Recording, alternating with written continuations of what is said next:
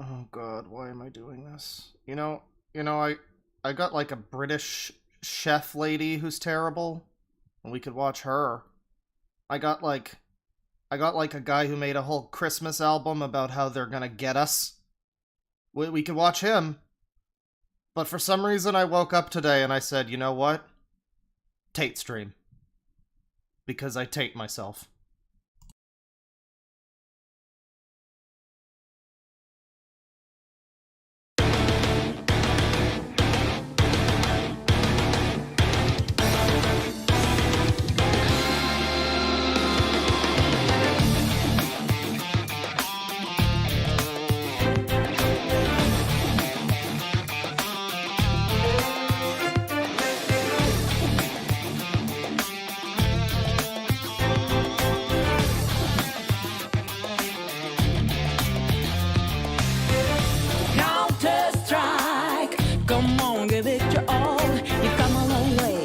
Just say faking is not enough, so Counterstrike and it always fighting for no being a devices, not what you signed up for. Yeah, don't you love the fact that that Pamperchew picture is copyrighted? Isn't that great? Welcome back to your game show.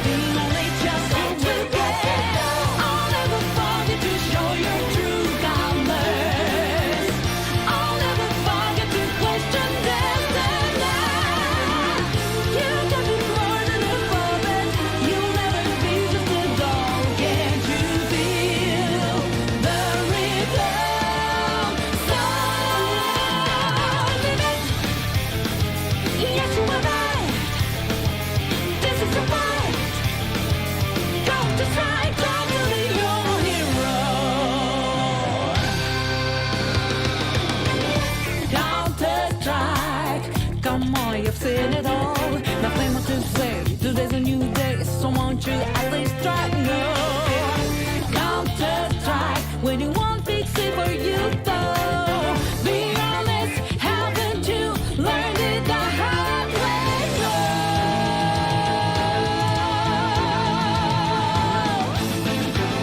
Yeah, no, this is My Little Pony music. I'm a certified brony now. You didn't hear? No, that happened. That was the last stream. What, did you miss it, Forehead?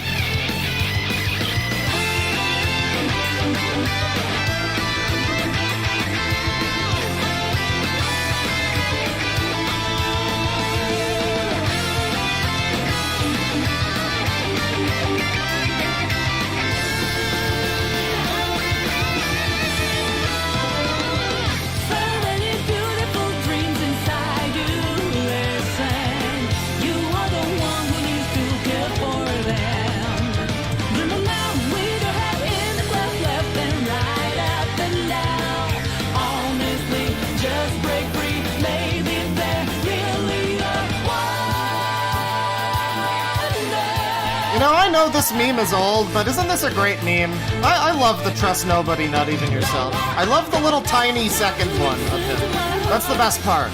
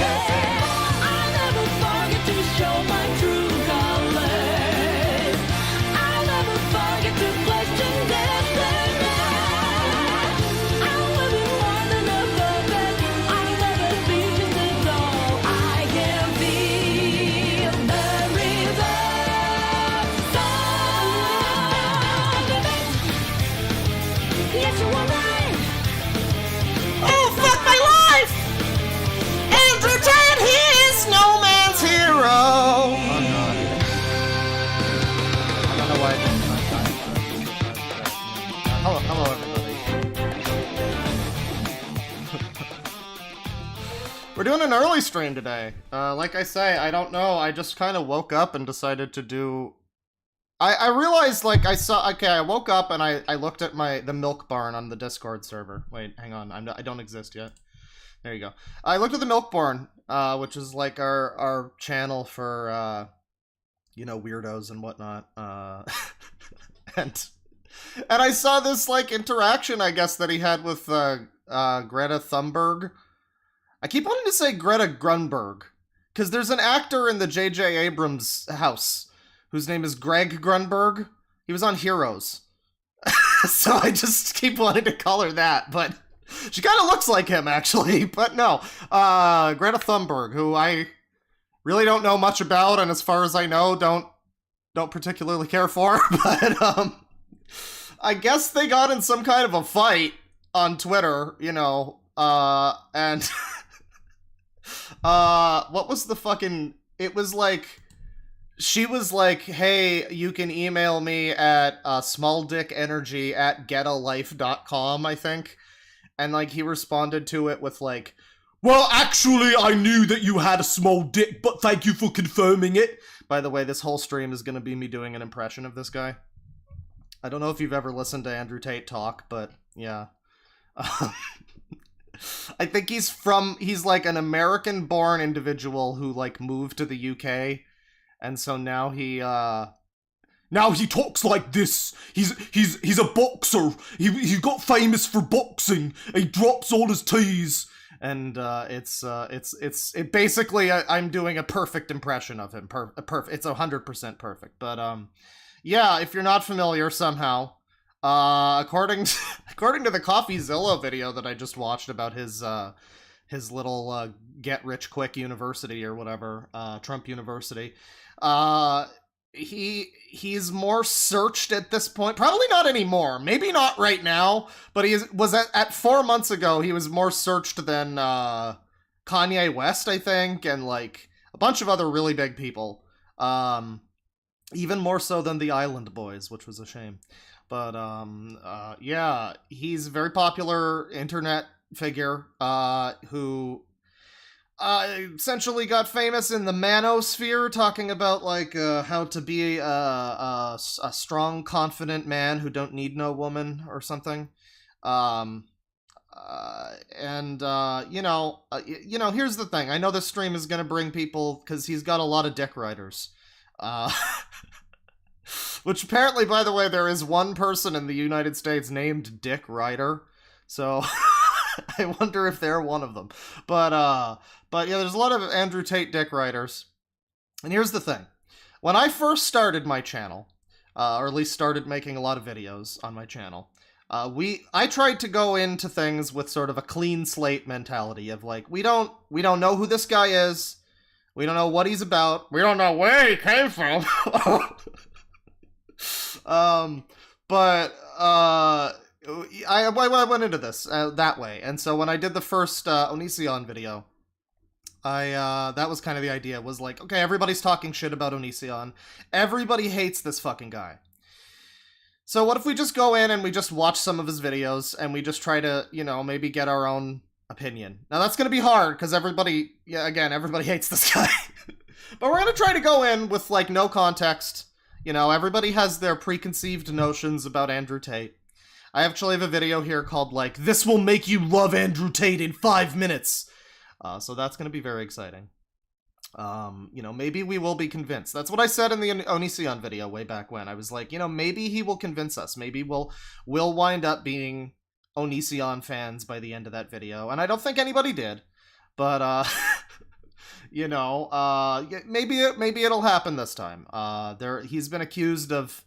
I don't think there's any actual hard proof of this yet, or he hasn't been tried, but he has been accused of human trafficking. And a lot of other not-so-great things.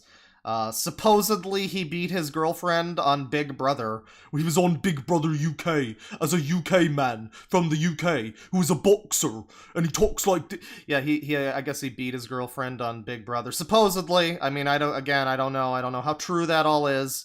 But, you know, on the other hand, you know, that's all just allegations or whatever. I'm sure we'll make our conclusion, but, On the other hand, you know, I do think that in this post 16:9 society, I think there's a place for people to discuss, you know, what it means to be a man or whatever. And I think that that's kind of not a discussion that he is having well, personally, in my opinion. From what I know of the guy, I don't think that he's doing it that well. I think that, you know, for a long time, men kind of got, same as women, too, everybody got kind of fed this sort of narrative about, like, you have to act this way, or whatever.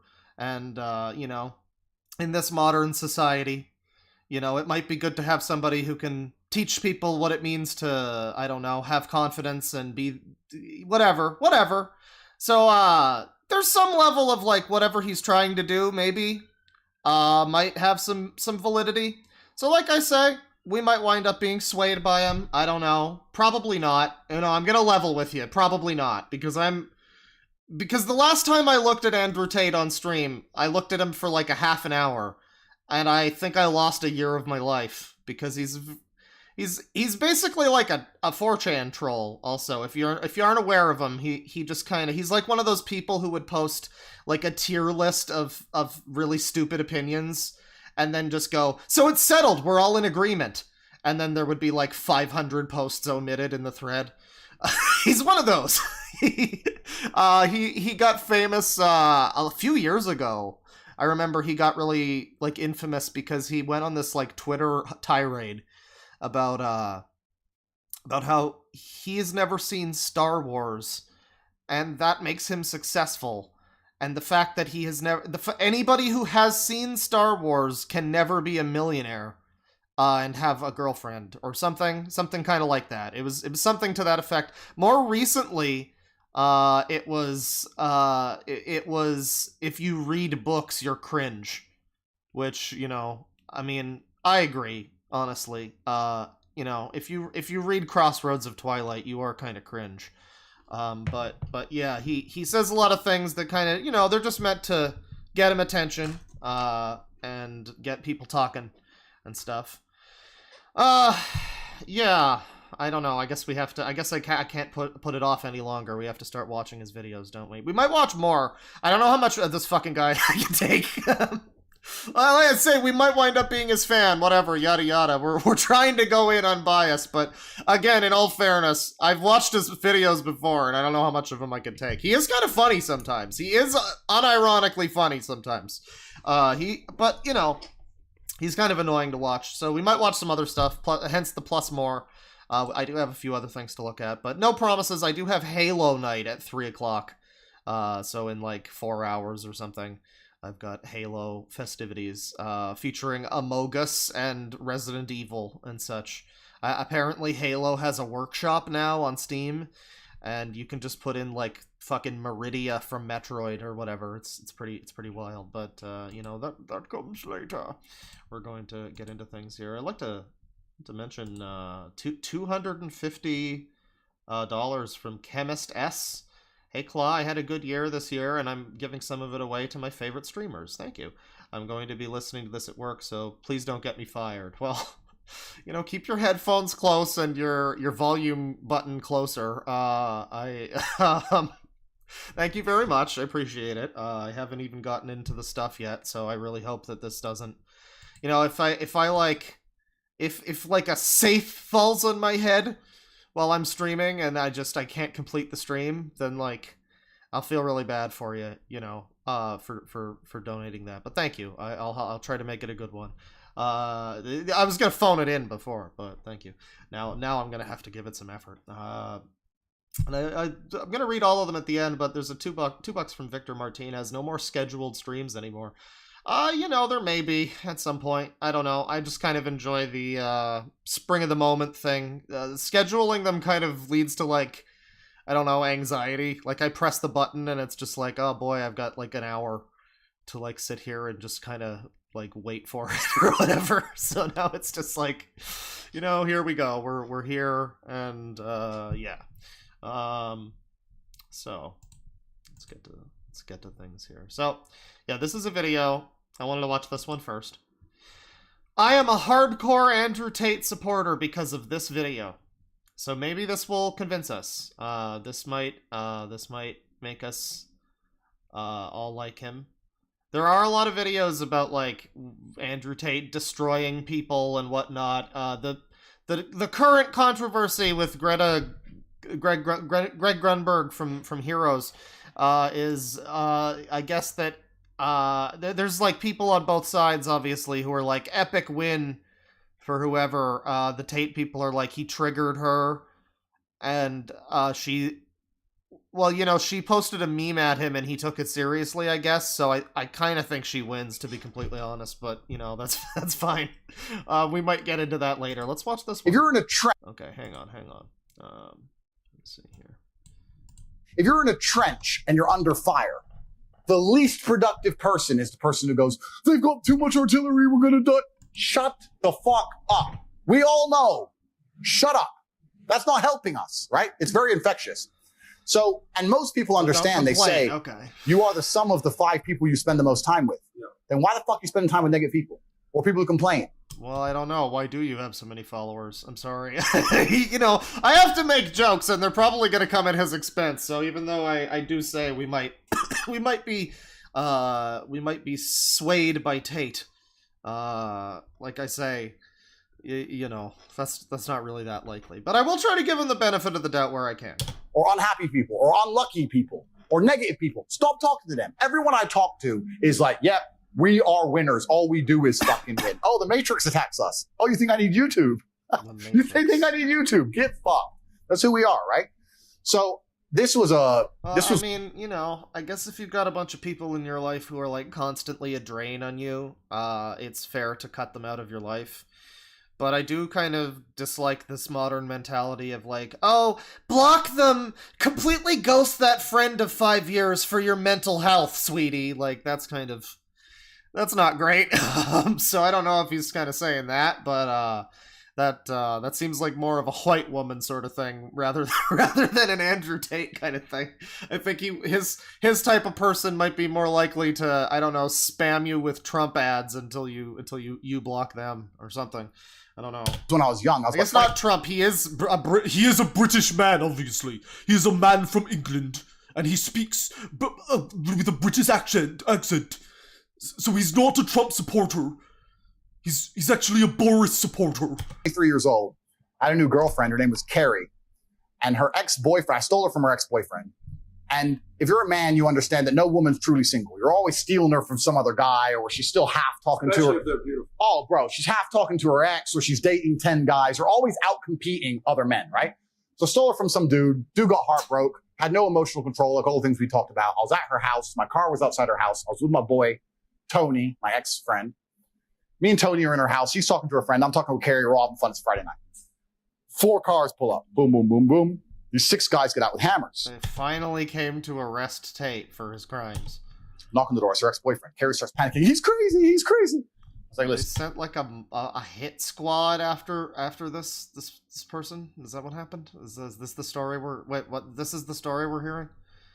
I'm sorry. I'm just like whoa, back to reality, and I'm just like, oh yeah, like what was that again? Like 15 guys with hammers. They're all having fun. It's Friday night.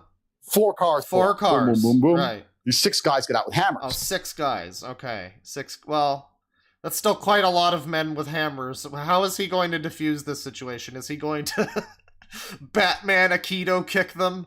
Now, here's the thing. He is like, I guess one of his things is like, because he's a boxer, he's very quick to be like, oh, I could kick your ass. I could beat you in a fight. I could beat you.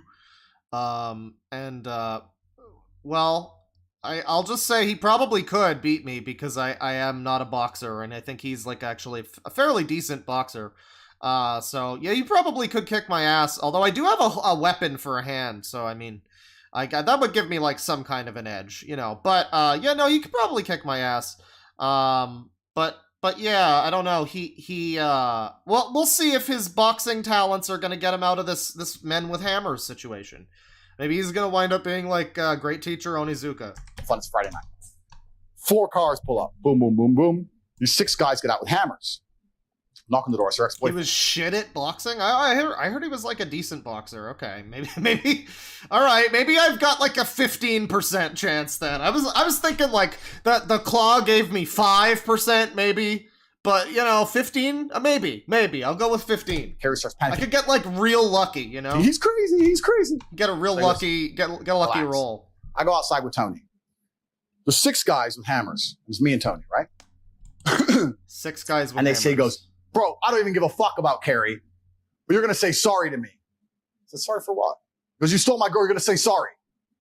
And then we'll just go away. I said, I'm not going to lie to you, my friend. I'm not sorry for fucking anything. I'm not going to lie to you. I'm sorry. And then my friend Tony next to me, and when I said that, I swear to God, when I said that in real time, because I don't take my eyes off the enemy, right? There's 6 of them, but they're all facing me directly. So I was looking in their eyes directly. When I said that, I saw all of their eyes go shit. Oh god, this guy is so so this guy, I guess the character that he's trying to portray is that of, I can only describe him based on just this 2 minutes of footage that we've just watched. I want to describe him as evil Kazuma Kiryu. Where he basically, there's just a group of Oji-san! Bunch of thugs, Chinpura with pipes or whatever. What did he say? Hammers? And he just walks up and he's and they see the look in his eyes and they go ah! And they start cowering away in fear. I guess that's the idea. That's what we're supposed to kind of take away from this. He is kind of dressed like dark Kazuma Kiryu. I ain't gonna say sorry. So now we have to actually attack him with hammers. Do we actually want to attack him? He's At the time, Neil I was like, Breen. a British No, kid. you're right. He is. He's Neil Breen too. That's another good. I wish Andrew Tate would make a movie. Can we get Andrew Tate to make a movie? Because like whatever you got to say about the guy, he's fucking fun to watch. And if he made a movie, like a fiction narrative movie about a character going through an experience, and he had to like write it and direct it and maybe star in it. Oh. Can we like get it? Can we? Are we allowed to make a petition to force people to do things? Is that? I don't know if we're allowed to do that. Champion. I was known in my town. They knew it was going to be messy, right? And I had one hand behind my back as well. I had nothing in it. I had nothing in it. Who knows what's back there? Like, you had to do something, right? Do something. So they're looking at me and they're like, "Fuck's sake! We thought he'd say sorry and he didn't. Now what do we do?" And Well, I Tony, don't know. You're 6 guys with hammers, aren't you? Why don't you just fucking kick their asses then? Are we supposed to believe these people just came with hammers and they didn't realize what they were doing, or like? I guess it was supposed to be just an intimidation thing, and they didn't expect to go through with it. But like, I don't know. I'm pressing X to doubt a little pipes bit. up. Fucking dickhead Tony. Hey man, why don't you just say sorry? And as he said that, I saw all of their faces almost lit up. Because he inspired, the other team showed weakness, inspired weakness on our side. And from complete capitulation, showed What weakness. happened? Hey What man, happened? what do we do? And Tony pipes up. Fucking dickhead Tony. Hey Oh. man, why don't you just say sorry? Oh, his like idiot friend. Okay, that's what happened. So it was nothing happened that was his fault. It was all the people around him. I mean, the thing about Andrew Tate is that he's so blunt about everything. Is like any insight that I make about like, oh, he's a narcissist or whatever. It's like, yeah, he'll probably just tell you that. So I mean, it's, any like stunning psychological. Oh yes, I see. All the people around you are at fault. It's like, yeah, he would probably just directly tell you, yeah, I'm perfect and everybody else is the problem, and I'm the only one who's ever right, and everybody around me is wrong, and they're the only people holding me back from world domination. And that would basically just be like a direct quote from me. I can't believe I just got Andrew Tate on the stream. He's here. And as he said that, I saw all of their faces almost lit up. Because he inspired, the other team showed weakness, inspired weakness on our side. And from complete capitulation, they were now brave again. Because Tony ran his mouth. I swear on my father's grave, I'm standing there. Tony said that. I turned, I fucking smacked him, strained his mouth, knocked him out cold. Tony, don't. Tony, my own friend. Wait, so, okay, so now again, we have to take this to heart as Andrew Tate is essentially now telling us that he's the villain in every movie who, like, his henchman questions him and he just shoots him dead to show how much of an evil villain he is. That's basically the story that he just told us. That's essentially what just happened. All right. My own teammate against the 6. I knocked him out cold. I don't need you now, I Tony. knocked him out. I said, fuck him and fuck you. I'm in the house. And I walked in the house, and I saw them all standing around outside with hammers, look at Tony asleep, and go back in the cars and fuck off. Swear to God, that's a true story. If you're weak near me, you make me weak. I refuse to accept it. I give you a million stories of this. 2 years ago, maybe, we were in Munich. They called the police on me for not wearing a mask. That's a whole nother story. I told them to get fucked as well. We're in Munich. Wasn't wearing a mask, blah, blah, blah. We got drunk in the Kapinski, got really drunk. We're just gonna brush over that. It's fine. We don't need to start a whole war about masks. Blah, blah, blah. I was drinking with some guys I kind of knew. In the morning, the police had come. They were threatening to arrest us all because we didn't fucking capitulate and wear 8 masks. The Germans are weird. So we got in our cars, got in our 2 masks. What? Did the Germans buy into the Bored Apes too? 2 Raris. Got in the Raris. We're heading back. Did Andrew Tate do NFTs yet? That feels like something he would do. I know he has the Hustler University, but where is like the Andrew Tate coin? Where's Tate bucks or whatever? Where is that? Because you know that, I mean, that's like the next step if he hasn't done it yet. Fucking Trump did it. I don't know if anybody's seen the official announcement for the what are they called? They're not called Trump cards, which everybody thought they should be, but they're like Trump collectible cards. And it looks like a Tim and Eric sketch. It's pretty great. So hopefully Andrew Tate will come along swinging with a cool to the moon crypto. I don't want to say scam because it won't be a scam, but is it okay? Legally, am I okay to say scheme? Because I think scheme still works. We drunk loads. We were really, really drunk. We stopped at the gas station. We all got out of the car. One of the guys was like, "Bro, I feel so sick." Oh, where is Ye coin? Well, Ye is missing. Nobody knows where Ye is. Ye's gone. People are thinking he got Epsteined. People are thinking he got John McAfee'd.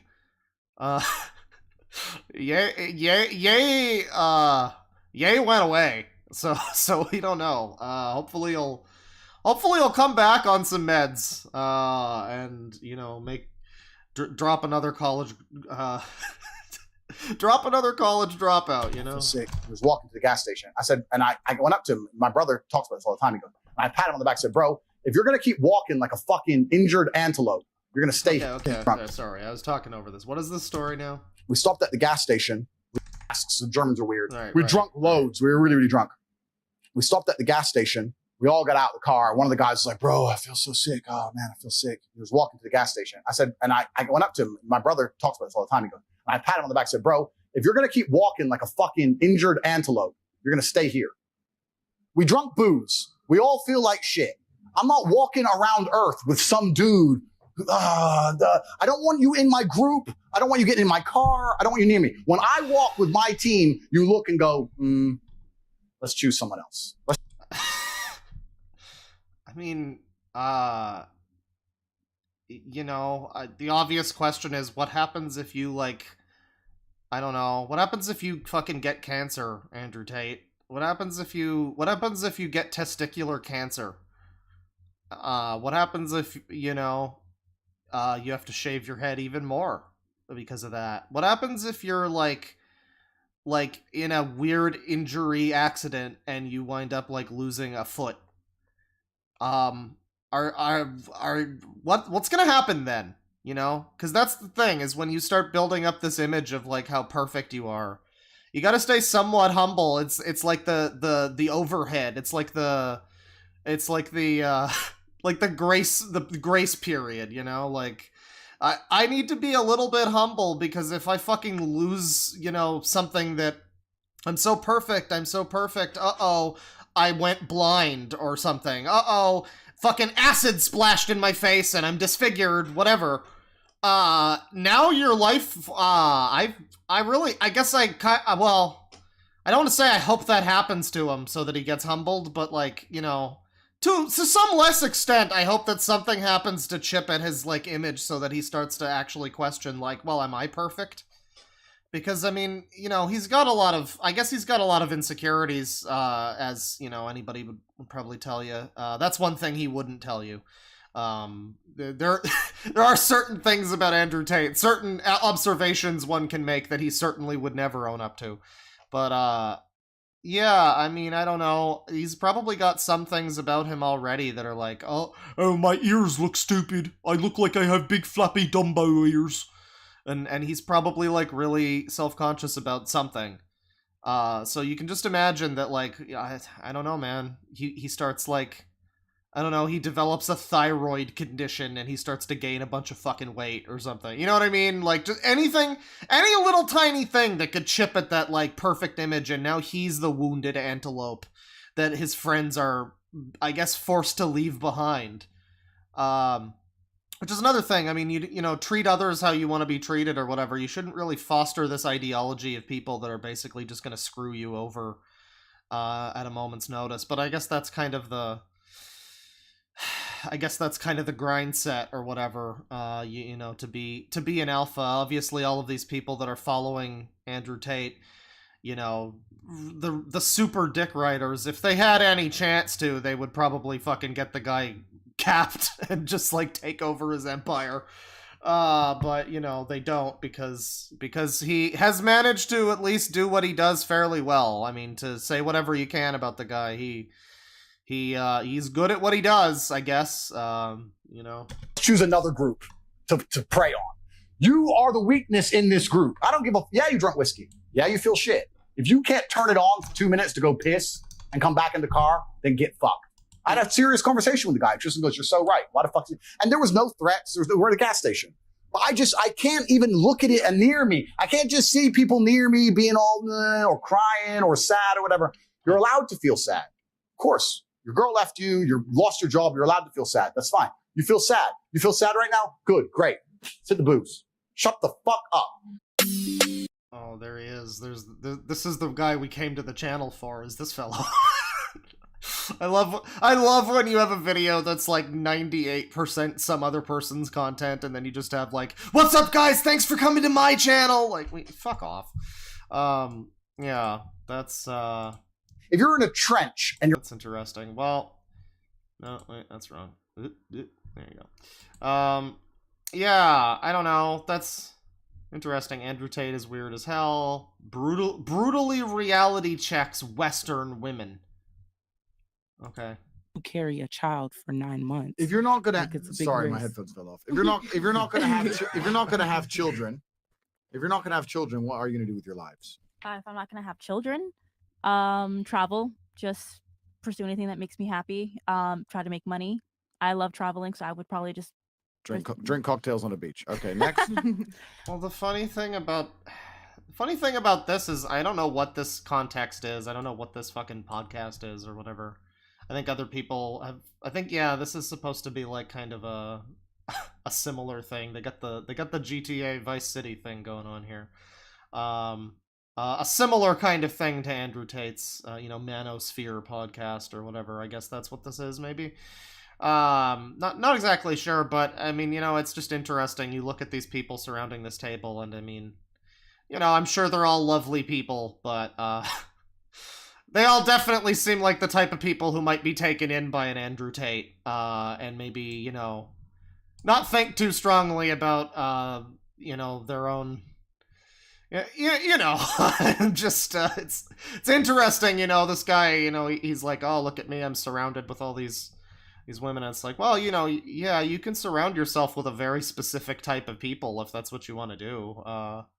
I don't know. I don't think I would necessarily want to be in this room with all of these women in his place right now. I gotta be real with happy. Try to make money. I love traveling, so I would probably just drink cocktails on the beach. Okay, next. About the same thing, like travel, focus on my career, things like that. Like my career will become my baby. What about you? I honestly just want to get right into my career. My career. That's pretty much it. What do you want to do in life? Right now, so I go to the University of Miami. I'm majoring in interactive media. What I want to do with that is Yeah, see, I mean, this is the type of person that can get taken in by this. Somebody who basically doesn't have a personality. I mean, I just want to follow my career. Like, that's great, honey. What are you? Who are you? What do you like? What's your life? Are you just the culmination of a bunch of fucking Instagram feeds that you follow? Is that what you are? Like, yeah, if you want to surround yourself entirely with a bunch of people that just have no personality, I guess that's fine. And that probably works for you because, again, that's the type of people that you can mold. Anybody who's actually got any kind of will or, like, you know, any kind of actual personality or charisma or whatever. On the male side, you've got all of these, like, you know, pathetic betas who are like, oh, I want to be alpha like Andrew Tate. Yeah, there's a great tweet. It's probably like a joke or something, but it was still funny. It was one of those, like, if Andrew Tate has 1 follower, I am that 1 follower. If he has 0 followers, I am dead. And it was like a quote tweet that was like, today I learned that being an alpha male means, like, mindlessly following what another man tells you, no matter what.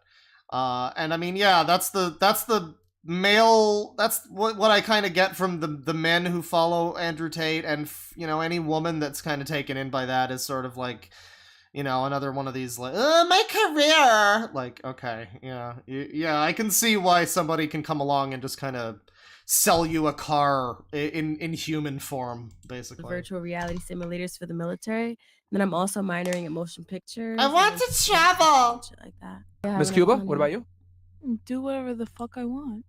Okay. Well, you know, she's based, I guess. It doesn't matter. Well, I plan on becoming a doctor. Ah. So I'm just my career. Oh, never mind. You know, for a second, it's like, oh, do you have a mind of your? Oh no, it's just career. Okay, good. Very nice. Do we live in Japan? What is this fucking? Oh yeah, I gotta be the top fucking salary man at Mitsushima. It's gonna be great. It's gonna be my life. I'm passionate about it, so I have no other life. Life without children is vapious. And it's inane and it's pointless. What is that? Is that a okay, Chad, is that a word? What did you just say? A life without children is vapious. Vapious? Hang on, I gotta take a big fat vapious real quick. Vapious. What the fuck is that? And it's inane and it's pointless. That might be a word. Think that your career matters, but the truth is that your job will fire you out of whim and not give a solitary shit. So and when you're 52, I mean, I will say I do kind of agree that people generally should seek some form of, like, raising, maybe not necessarily children, but, like, passing on your skill set to someone or your ideals or beliefs or something. You don't necessarily have to raise a child, but I don't know, it's kind of selfish, in my opinion, to be one of these people who's like, no, I'm just gonna live and then die and leave nothing and no impact in the world. It's like, alright, well, thanks. Thanks for being a cool person, I guess. I don't know. It's like, you should at least, you don't have to have a kid, but you know, yeah, some kind of legacy. I don't know, something. I can at least, that's something, but obviously there's another element of this, which is just, you know, women, be my baby machine, that kind of thing. So. And you're past it with no grandchildren in a house by yourself, and all your friends have grandchildren in this beautiful life, and you're sitting there by yourself. Do you think the fact that you can afford a few extra Gucci bags is going to genuinely make you feel happy? I was at my grandmother's 93rd birthday. I looked there. My grandmother had 9 children because there was my father and 8 more. They all had a bunch of kids, blah, blah, blah. I stood there and I looked at my 93-year-old grandmother, and there was a whole room full with maybe 70 people that came from that one woman. Isn't that remarkable? Yeah. Well, that is fairly remarkable, I will say. But, you know, to be fair, I mean, how many of those people are... I mean, one of them is you. So, like, you know, L for reproduction. One of those children, one of those offspring wound up being Andrew Tate. And also his brother, I guess, is a weirdo, too.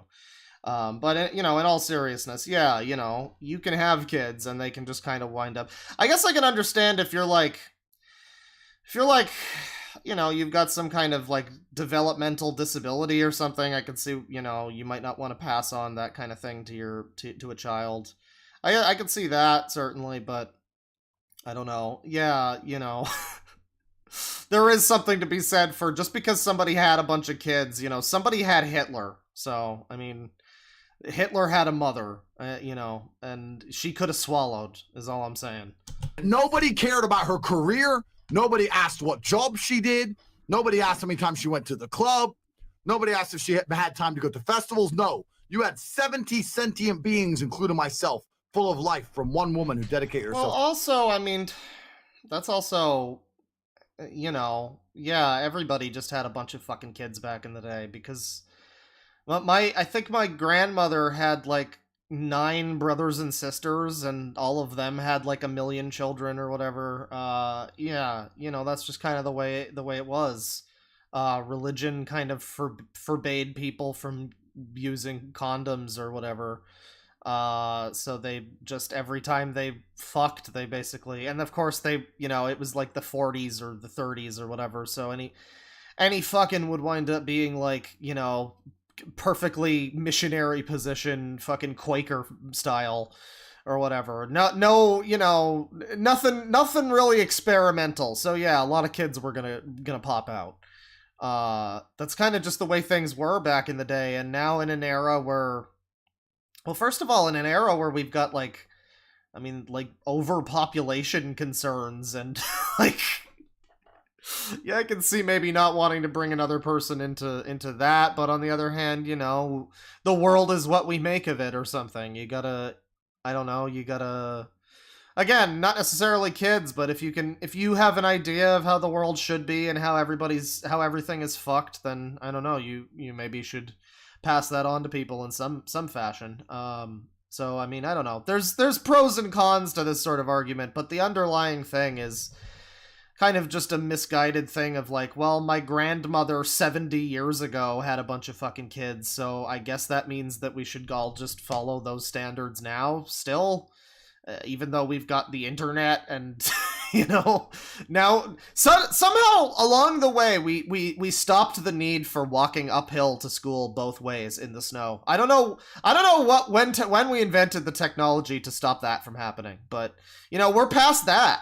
So like, yeah, I don't know if we need 9 kids per person now. You know, we've also got a lot of problems. Well, I guess it's not fair to say that like economy should play into it. I guess it kind of does, but you know, people were cranking them out during the Great Depression or whatever, and that didn't really stop them.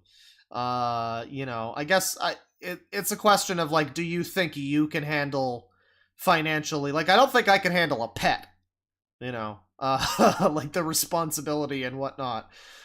So yeah, again, there are reasons not to want kids necessarily, I would say. And if you are focused, I mean, I make jokes about these women or whatever, but if you are focusing on a career that actually is going to do some good in the world, then yeah, you know, that's probably a good thing to focus on if you don't feel like you want kids. And you know, again, he's got this whole thing he goes off about, like, well, you're going to be alone in a house with no one. Well, not necessarily. You're going to have probably people that you know from work and friends, and you know, you might have a spouse who also doesn't want kids. That's I don't know. I mean, again, it's like weird to even try to poke holes in this sort of thing, because it's like, I don't even think he believes any of it. He just kind of speaks until people tell him not to, and then he keeps speaking, and then he keeps speaking louder, basically. Being a mother and a good wife, that is beautiful. And if you sit here and genuinely think that you're going to work your ass off through your fertile years, and by the age of 54,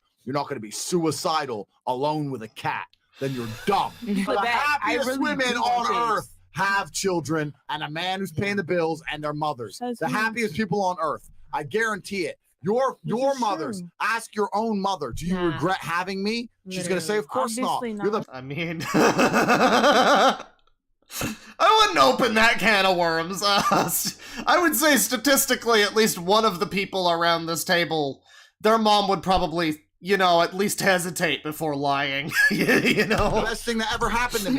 So now you're gonna sit here and you're gonna end your own bloodline. All your ancestors were out there surrounded by saber-toothed fucking tigers, trying to survive on the streets out there in caveman days just to get to the final end where we have all the medical care and you can live in a nice warm house for your fucking selfish ass to say, no, I don't want kids. I'm too busy in the fucking strip club or going to fucking. Wait, he got arrested today? Hang on. Now I saw your DM, but I didn't realize that was. Wait, that's not today, is it? That says 2019. That might be something else. Hang on. Let me trust but verify real quick. Let's see.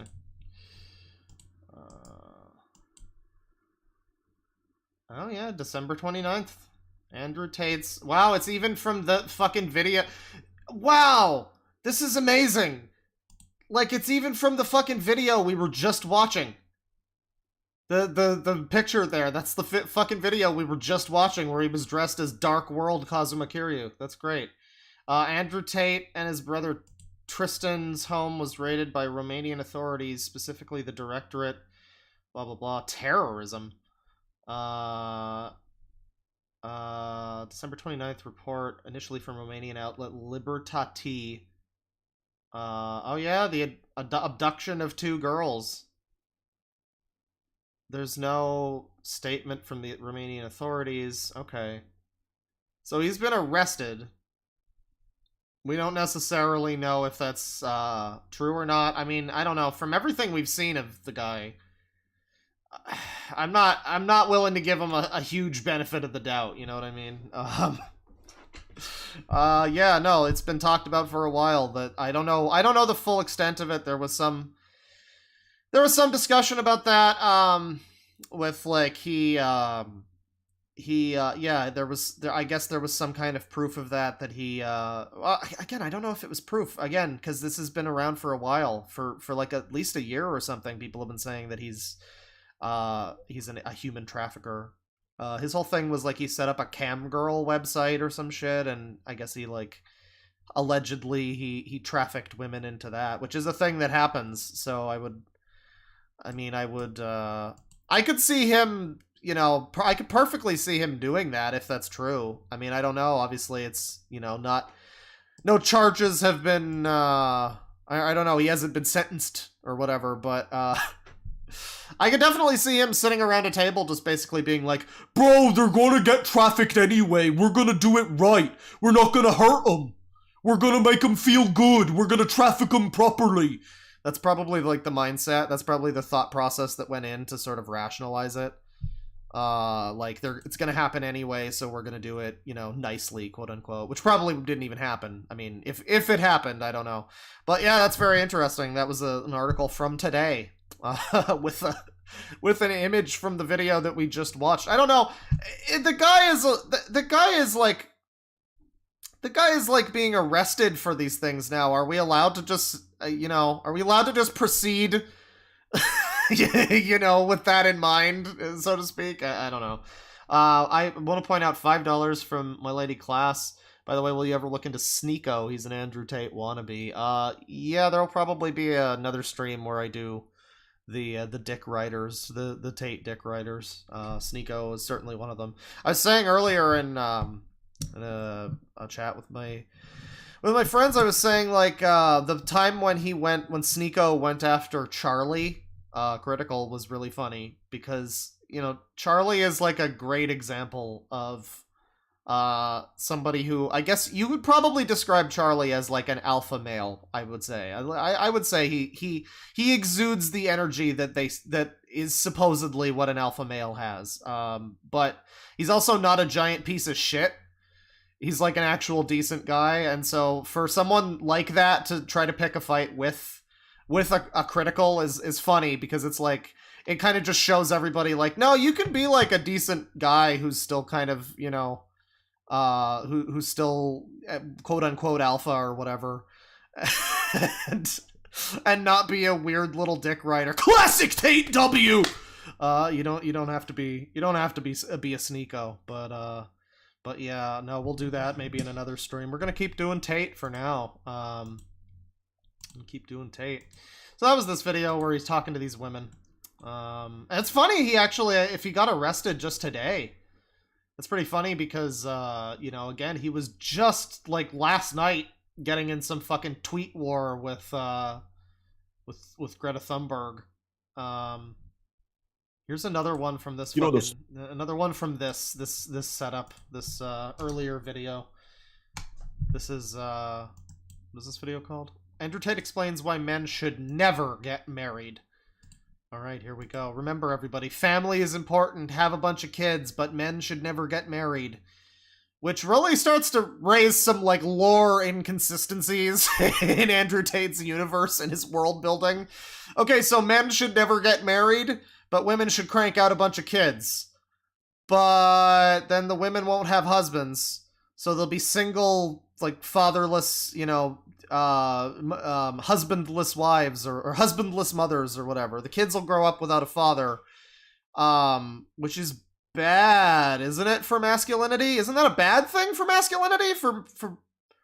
I'm just trying to keep sense of this here. Maybe you should stick with your baby mama but not get married to her? Is that going to be the thing, or does this just make absolutely no sense? You know the story told about, you know, one day you come home, math isn't mathing. And he says, the single mothers, yes. I'll see you in a couple of weeks, and he's out, right? Yeah. In the context of what happens when there's a conflict and we all react in 3 different ways: fight, flight, freeze. Yeah. In that context, your dad is flight. Yeah. He runs off and says, I don't want to deal with it. I'm out of here. I'm going to do my own thing. Yeah. Okay.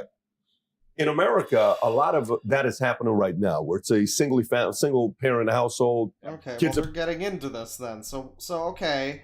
Yeah, we've got like an epidemic of fatherless children. What is Tate gonna say to spin this one other than, well, that makes them right for my program? Which is probably part of it. Being raised without a mom and dad being there, and it's just one mom, you know, mom trying to do both, and these boys, you know, my mom couldn't tell me what to do once my parents got a divorce. I'm a single mother raising me. I'm seeing my dad every other week, so it's not like he has direct influence to discipline me until I went into the military. How much of that, like if you were to go back and think about, what if your dad didn't take the flight approach? What if your dad took the fight approach? What if your parents were together? What if your dad loved you? What if your dad decided you weren't a worthless piece of shit, not worth his time? You know, what if that happened, you know? Would it have made a difference in you? And how do you view, you know, the idea of fathers being there with mom and dad together, family nucleus? Because a lot of times, you know. Oh, I love these fucking guys with the cigars. That's such a meme. That's like on Seinfeld when they break out the cigars to show that they're living large or whatever. Like, you're not the fucking most interesting man in the world. What booze was that? Was that Dos Equis? I think that was Dos Equis. You're not the most interesting man in the world. Bro, just because you're in your little fucking bank armchair and you've got your little suit and your fucking you stogie. You're not. It's so fake. That's the thing, is like somebody like Critical is better than these kinds of people at this kind of alpha thing, because it's effortless. It's not this fake, like, look at me, I have a cigar and I have all these bitches and I have a Ferrari. It's like all this fakey fucking overcompensation bullshit. You could just tell. I mean, you could just tell. It's so obvious. This cigar is the size of this man's penis, allegedly. The marriage no longer has, you know, the what it once Tate's had. dad is you know, buying like, milk. kids are better off being raised with a mom and dad. How do you process that yourself? Because you became successful not being in that environment. Correct. So do you see this as well? It depends. There's exceptions to the rule. How do you process it? I think it's a fantastic environment, and I think I kind of forgot. He thinks it's a fantastic environment, everybody. Having no male fucking role models to make sure you don't wind up this way. That's fantastic. Yeah, I kind of forgot, but yeah, he is like basically a fatherless. I realized that he, like I kind of know his dad's name is like Emery Tate or something, right?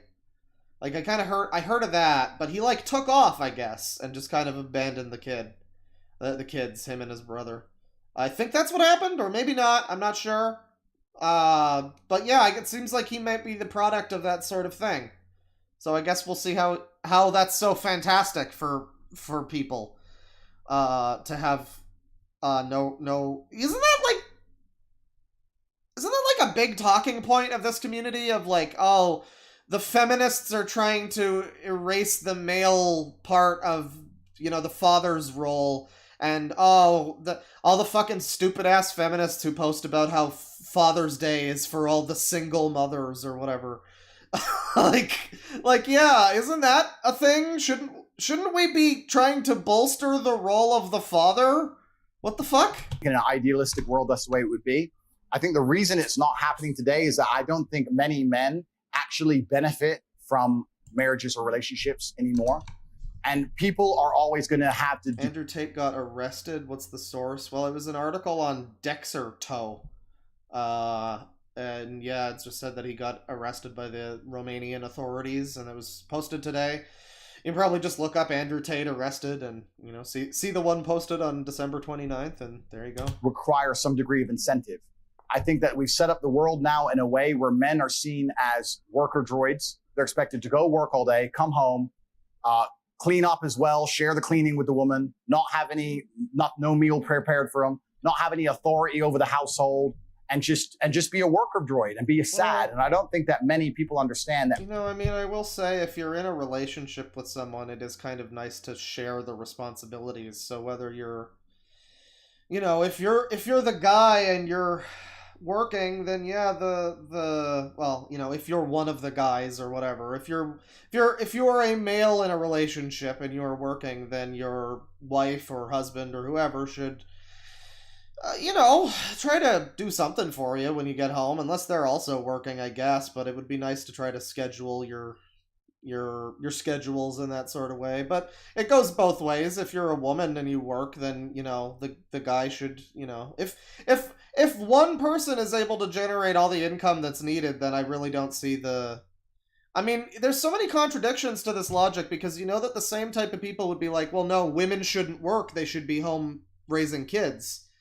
Or something, and you know, taking, you know, housemaking or whatever, the traditional female role or something. But then, you know, if the guy decides to stay home, it's like, well, he just said guys shouldn't be worker droids. Guys shouldn't have to work all day, 9 to 5, their whole lives, just for like another company or whatever. And I agree with that.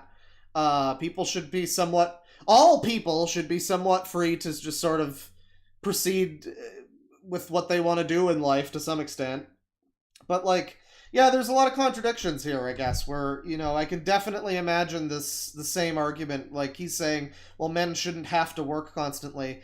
But what if that man is now not working and his wife is working? Well, now he's a cuck because the wife is earning the money and rules the relationship or something. So it's very inconsistent.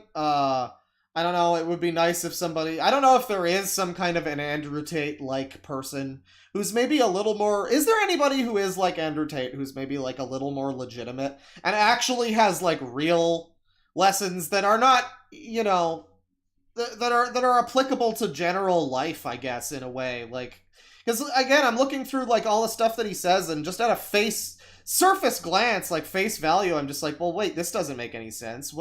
What's the male role if the woman works? Oh, but the man shouldn't, and like, it doesn't, none of this adds up, right?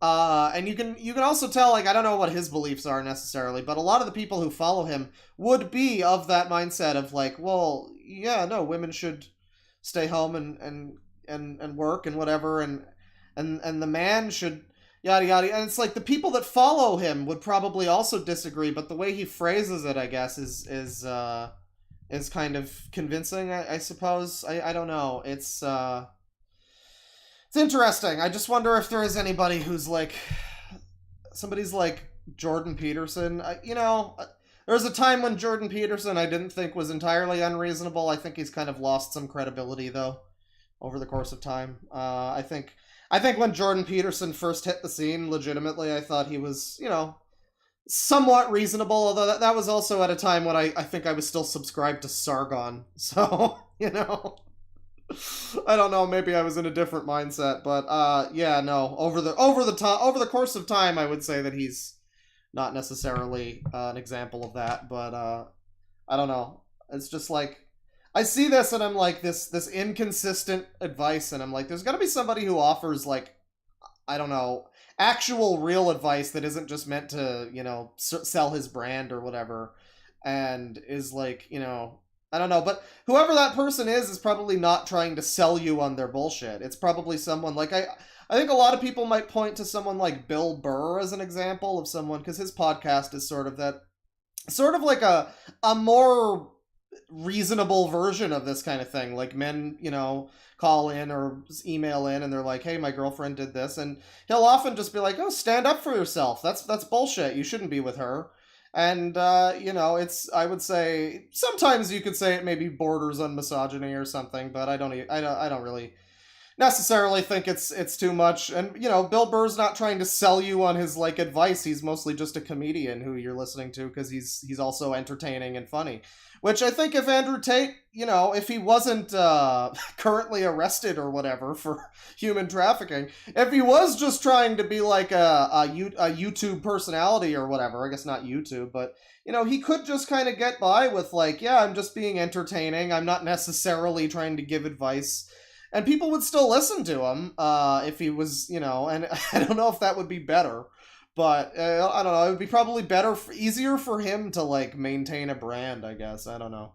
But anyways, he's going off about fatherless children and how that's good for boys or something. Old, and just be a worker droid and be a sad. And I don't think that many people understand that men are intrinsically wired to desire respect amongst our peers and in our environments. This is why CEOs work so hard. Because they get respect in their company. This is why we all want so much money and fast cars and status and influence, because we're respected. Men desire respect like we desire oxygen. And if a man's coming... Well, we attribute that to men, but I mean, is that really men? I guess kind of, you could say that. But doesn't that start to get into the idea of like toxic masculinity? I hate to bring up the buzzword. I hate to be all BuzzFeed over here. But like, I don't know, wouldn't you say that the constant drive to like, I don't know, just this like never ending grind that these people want to have, is that like, I don't know, is that like a good thing? Really? I don't know. That seems like a real piss poor kind of, you know, yeah, you'll probably get ahead, but you're not going to be very happy, and you're probably going to do it at the expense of your mental sanity, your relationships, your own well-being, your health. I mean, damn, yeah, I don't know. Success is not everything. You need to just think about life as The Sims. You gotta spend some time with the virtual reality headset to bump up your fun stat, bro. You can't just be grinding 24/7, and you gotta tell joke and offer back rub to all your family members and friends, because you want to keep up those relationships, you know? It's like, if you really want to get into Tate bullshit, you can really talk about, like, min-maxing your life. And I think that would be maybe better advice than just like, no, you gotta constantly grind. You have to constantly be working and trying to outdo yourself. Like, I don't know, man. Take a fucking moment. Just play some Mario ROM hacks. It'll be fine. Home to a household where he doesn't feel any respect, he's not going to want to be there for very long. And I think the way you fix this is you need to understand that many men don't have an incentive to be in the house anymore. I think that it's actually would be quite easy for a woman. In fact, there's a couple women who even say this on YouTube. I can't remember their names, but it'd be quite easy for a woman to make a man really happy with super basic things. Just go up to your husband and say, hey, you know more about this. What do you think about this? Why do we... it's such an obvious thing, and I know there's going to be the people that are all cuck dork, left-wing dork, whatever, but why do we need to gender it in that way? Why does it need to be, as a wife, you go up to your male husband who is a man? Like, I don't know, as a fucking person in a relationship, you're two halves of a whole, you know? Your strengths and weaknesses complement each other in a way. It's like, or they should in some fashion. I would say that's the goal of like a healthy relationship, is something like that. Yeah, both people. If you're like, both people in a relationship, if you're with someone and they know more about something, and it's like, oh, hey, I'm trying to get into kung fu movies, and my girlfriend knows a lot about kung fu movies, I have to talk to her about that, because she knows, and, like, that's how you have conversations in a relationship. That's how you have a dynamic, that's how you have a relationship. Oh my god. Yeah, no, it shouldn't just be if you're a good woman and a good wife, you talk to your husband and defer. No! If you're anybody, if you're a friend to somebody, you go to them and say, hey, you're really good at making pancakes. I'm trying to make some pancakes over here. Can you give me some fucking tips? Like, this isn't a complex concept, dude. That would make most men's world. There's so many sexless marriages out there. Yeah, men, being a fucking nice person to people would make everybody a lot happier, Andrew Tate. I agree. and work their ass off and they come home to a sexless marriage. Kids don't fucking even like them. If you were to just even ask him his question about some asinine bullshit, a lawnmower purchase, for example, he would feel so happy to feel like the man of the house. That's what men need. They need to feel like all this work I'm putting in. So he's basically saying men are super insecure and they need their wife to come along and go, I'm proud of you, honey, and give him a little pat on the head. Men need a mommy. So in this world where you don't have a dad growing up, it's surprising to find that apparently the person you need in a relationship is your mother. Interesting stuff. And all this shit I'm going through, I'm respected for it. As soon as a man feels like he has no respect, man's feelings? And of a man's interest or a man's tolerance of a situation. I think that's the reason it's happening. I know a lot of men who completely love their wives. They love them with all their heart. They die for her. But he's just not respected in his house. He doesn't get to be the man of the house. Is it on him or is it on her? Like, does he need to go earn it or is it? Well, maybe he's not. Respect is earned. Just because that's the same thing with parents. It's like, I disagree. The fucking concept of like you have to respect your mother. No. Some people have shit parents. You don't need to respect your parents if they're shit. If they're terrible people and they're bad at raising you, you don't need to give them respect. Just because, what, you fucking had sex and now I'm here? Good for you. That's nothing to be respectful of. And it's the same thing if you're with somebody, if you're in a relationship with somebody, what the fuck? Why should I respect you necessarily in any grand way? Like, yeah, I'll respect you as a person. I'll give you basic common decency, but you have to earn some. If you want me to be like, oh, you're so great, you're so like, yeah, you have to like earn that. That isn't just given to anybody. It shouldn't be. On her to provide it. It's a combination of both. I think it's certainly on him to earn it, but also the Matrix programming is counter to him. The Matrix programming is trying to tell him that he shouldn't be allowed to be the man of the house. God, I said earlier I'd like to find one of these gurus who's like a legit. I would like to find one person in the world ever who has unironically talked about the Matrix, who's not crazy or a fraud or both.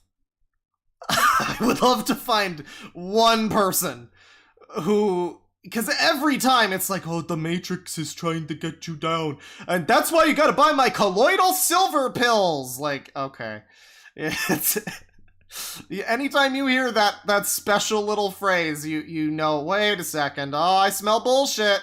He shouldn't be allowed to have any kind of authority in any regard. He shouldn't be allowed to be able to say what happens. The Matrix programming saying the absolute opposite all the time. No. They don't do it in your boy Keanu. They do it in your boy Lawrence Fishburne, because he constantly claims, Andrew Tate constantly claims that he is the Morpheus of the situation, and he's handing out the red pills. By the way, I'm playing more of SMT4, despite the fact that game has a terrible combat system. But I'm getting further in it, and the plot is now revolving around something called red pills. Apparently, I guess, spoilers, people take them and it turns them into demons or something, and also demons take them and it stops them from eating people. So there's just a lot of talk in the game about like, do these red pills really turn people into demons? And it's very funny. It's very enjoyable. And if that's getting into your woman and you don't have that much influence, and that's getting into all your children, you don't have that much influence. Now you're coming home to a household where everyone just thinks you're the dude who should just fucking work. You're just a worker, George. Somebody in chat named Bufu Dines says that I'm wrong about SMT Force Combat. Well, listen here, Bufudine. Listen here, Mabufula. Let me tell you something. When you walk into a boss and you have a random chance of either being instantly killed without acting, or instantly pretty much sweeping them without any challenge, I wouldn't say that's a very good combat system. I wouldn't say complete random I wouldn't say the first big stumbling block of that game being a boss, which is mainly made harder for people because your random party member ally guy can occasionally be the dude who fucking casts the fire spell that heals that boss. Randomly, literally, I've been told by people, if you get to Minotaur and you get Walter, just reset. So yeah, I wouldn't say that it's an awesome combat system, but I do like your name, Bufudine. I can appreciate that you're passionate. The slave, you're the robot, and your feelings don't matter, and your authority doesn't matter, and get fucked. And this is very conscious. If you watch any Netflix show, the mother is the smart one, and the man is the bumbling idiot. This is true. Turn on a show. I dare you, turn on a family show. This is true. This is 100% true. This has been true since, like, I don't know. Well, you can kind of attribute this sort of thing to, like, feminism taking over or whatever, but I can also kind of link it to just, the show The Honeymooners. Namely, it probably goes back even further than that, but that was like a very popular sitcom where the woman was kind of like smart and crafty, and the guy was this bumbling idiot. And it's mostly known now as the show where he says he's gonna beat his wife, but that's kind of not even a thing, really. It's a shame that the show is known now for "I'm gonna send you straight to the moon, Alice," because it's actually a fairly cool and influential show. But it's so influential that it wound up influencing like the Flintstones and The Simpsons, and then it wound up influencing, 90s sitcoms like Everybody Loves Raymond and Still Standing and all of this stuff. So I remember as a kid, even, I would watch sitcoms, because I think I said in the last stream, like, as I didn't watch that many cartoons as a kid, I used to watch a lot of sitcoms. I remember as a kid being like, why are all of these, the husband is like a fucking moron? I probably didn't swear as a 7-year-old, but I was like, why is the husband a moron, but the wife is always like more attractive than him and smart? What is up with that? And yeah, you could say that that's sort of like an agenda thing, but I mean, it's just a trope, really. I mean, it's kind of just an easy trope to fall back on. And I mean, to be fair though, yeah, if you did make a sitcom where the husband was really smart and attractive and the wife was stupid and ugly, like, I think people would probably look at that as like some sort of sexist thing, and I feel like it would be dumb for them to look at it that way because there are millions of shows of the opposite. But yeah, you can see why there aren't many shows that are the opposite sort of thing. I hear that a lot of people like, oh, the media, they're overtaking, men aren't represented well. And in some cases it's true. Like, the fucking Wheel of Time show, or not Wheel, the Lord of the Rings show. Which I talked about in that video recently, but like, yeah, they just kind of make all of the men bumbling idiots, and it's the typical thing when you want to make the women look better or whatever, you make all the men stupid. But it's not a new thing. He's talking about this as if it's like a new thing. It traces back to like the Honeymooners at least. So I don't know. I don't know if it's part of the Matrix. It might just be lazy writing, hack trope writing. The mother is the one, hey, calm down, I'm smart. And the man's the like, oh, beer. Well, that's also not always the case. Think about Full House. There's not even a mom on that show, is there? It's just Bob Saget. And I guess that's actually probably a good example of the opposite, because isn't that like, it's him and like 2 other guys that are raising the whole family, right? I've never seen Full House, but like I feel like that's a show that, from what I know of it, you might look at that as like strong male role models or whatever. But watch any of these shows. They're Family trying Guy, The all of Simpsons, it, Married with Children, any of it, all of it. They're reducing the man to just a bumbling idiot, and it's very hard, I think, for a lot. Oof, bad take. SMT4 has no combat. It's just a bunch of electrons and a small screen. When you think about it. When you really think about it, we really were all the Persona 5 men that to we made accept along being the in way. a position of constant disrespect. I'll tell you this now. If I had to choose a long-lasting marriage with a woman who loved me or a woman who truly respected me, I might choose respect over love. Oh, that's so sad. I mean, you shouldn't have to choose, obviously. It should go without saying, you shouldn't have to choose. You should have love and respect. You should seek a partner who gives you both of these things. You should seek somebody who gives you basic human respect, but also respects you for something about yourself, like, I would say. I would say that is sort of the goal. And him being like, I would choose respect over love is... I mean, again, it's not like we're not really breaking any ground here with these analyses, but it's like, yeah, man, I don't know, that's just really sad. That's really lonely. I don't know, like, respect, quote-unquote. I mean, that just... Somebody in chat earlier was like, oh, he just surrounds himself with yes men. Yeah, I mean, I guess so. That's what respect means, quote-unquote, right? It means not giving him any lip, deferring to him, whatever. So yeah, he just wants... What does that do for you? That's like playing a game on easy mode, and just nothing can touch you, and it's not even easy, it's like playing a game with cheats on. Just, I'm having so much fun with no contact with anything in this video game that's supposed to provide any resistance at all, ever.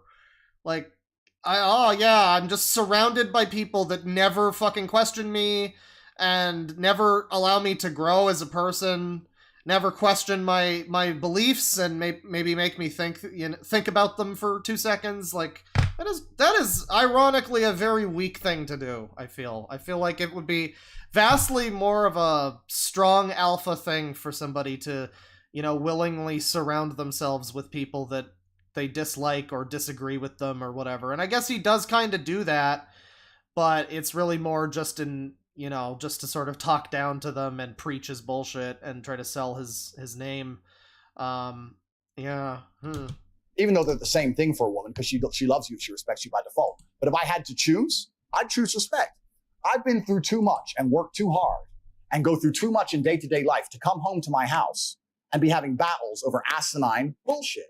I take care of you and I love you with all of my heart. I would die for you. If someone broke into this... I love you with all of my heart, but if you ever come to me and complain about how I'm doing nothing to help around the house, if you ever come to me to complain that I'm not raising our child, if you ever come to me to complain, about all those other women I'm sleeping with, then really you can go fuck yourself. I mean, I love you, but like, come on. You should respect me. House, I would engage the invader and die. Please just cook dinner. Please. Like, what do you want from me? What more can I do for you? Like, and once they feel yeah, if you are working and the other person is not working and they are at home, then I would say it's kind of not reasonable, in my opinion, if you're in a healthy relationship, for somebody who's not working while their spouse is working, to not in some way prepare somehow for them to come home. Maybe dinner, maybe they're not a good cook, maybe they could order something, maybe they could just heat something up, I don't know, but whatever.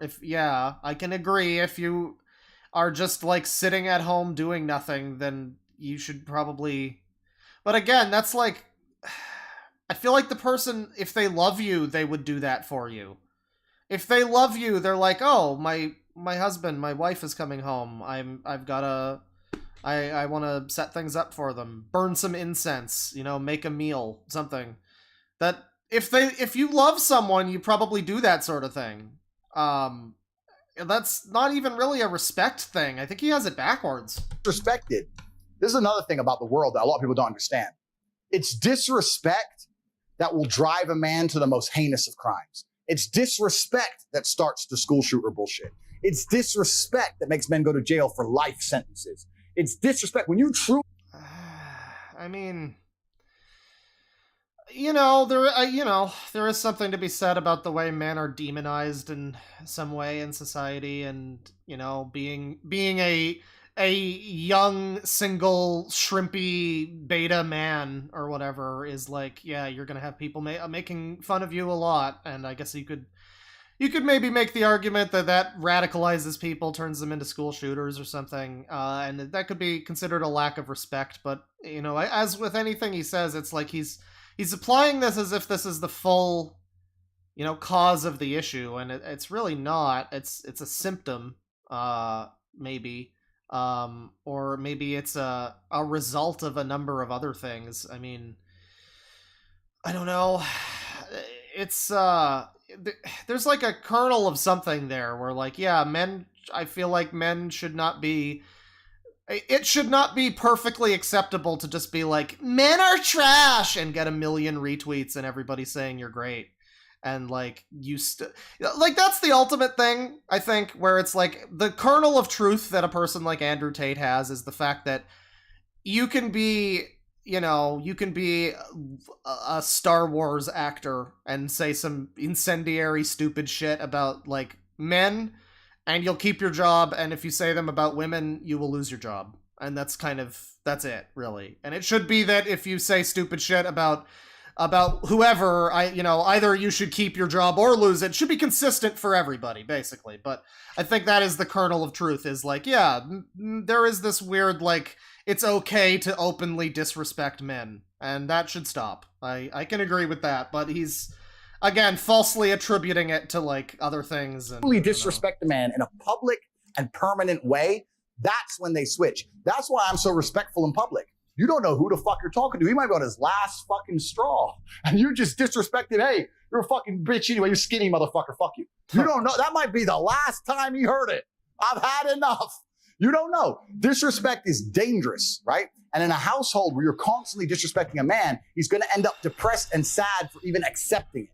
Men just want to feel respected. Well, I mean, here's the thing, too, is like, yeah, those Netflix shows and stuff, I mean, you can say that they're projecting an unhealthy stereotype or something, but, it's also just like usually a comedy or something, or it's like there's a reason, why the man is the stupid one or something. Like, it's just it's for jokes or something.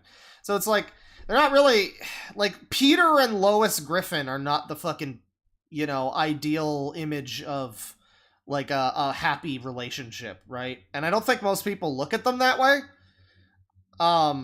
So, like, I don't know where if you're in a relationship where one of the people is just super disrespectful, then that's a shitty relationship. You should get out of that. I don't know what the point is that he's making. That's pretty obvious, yeah?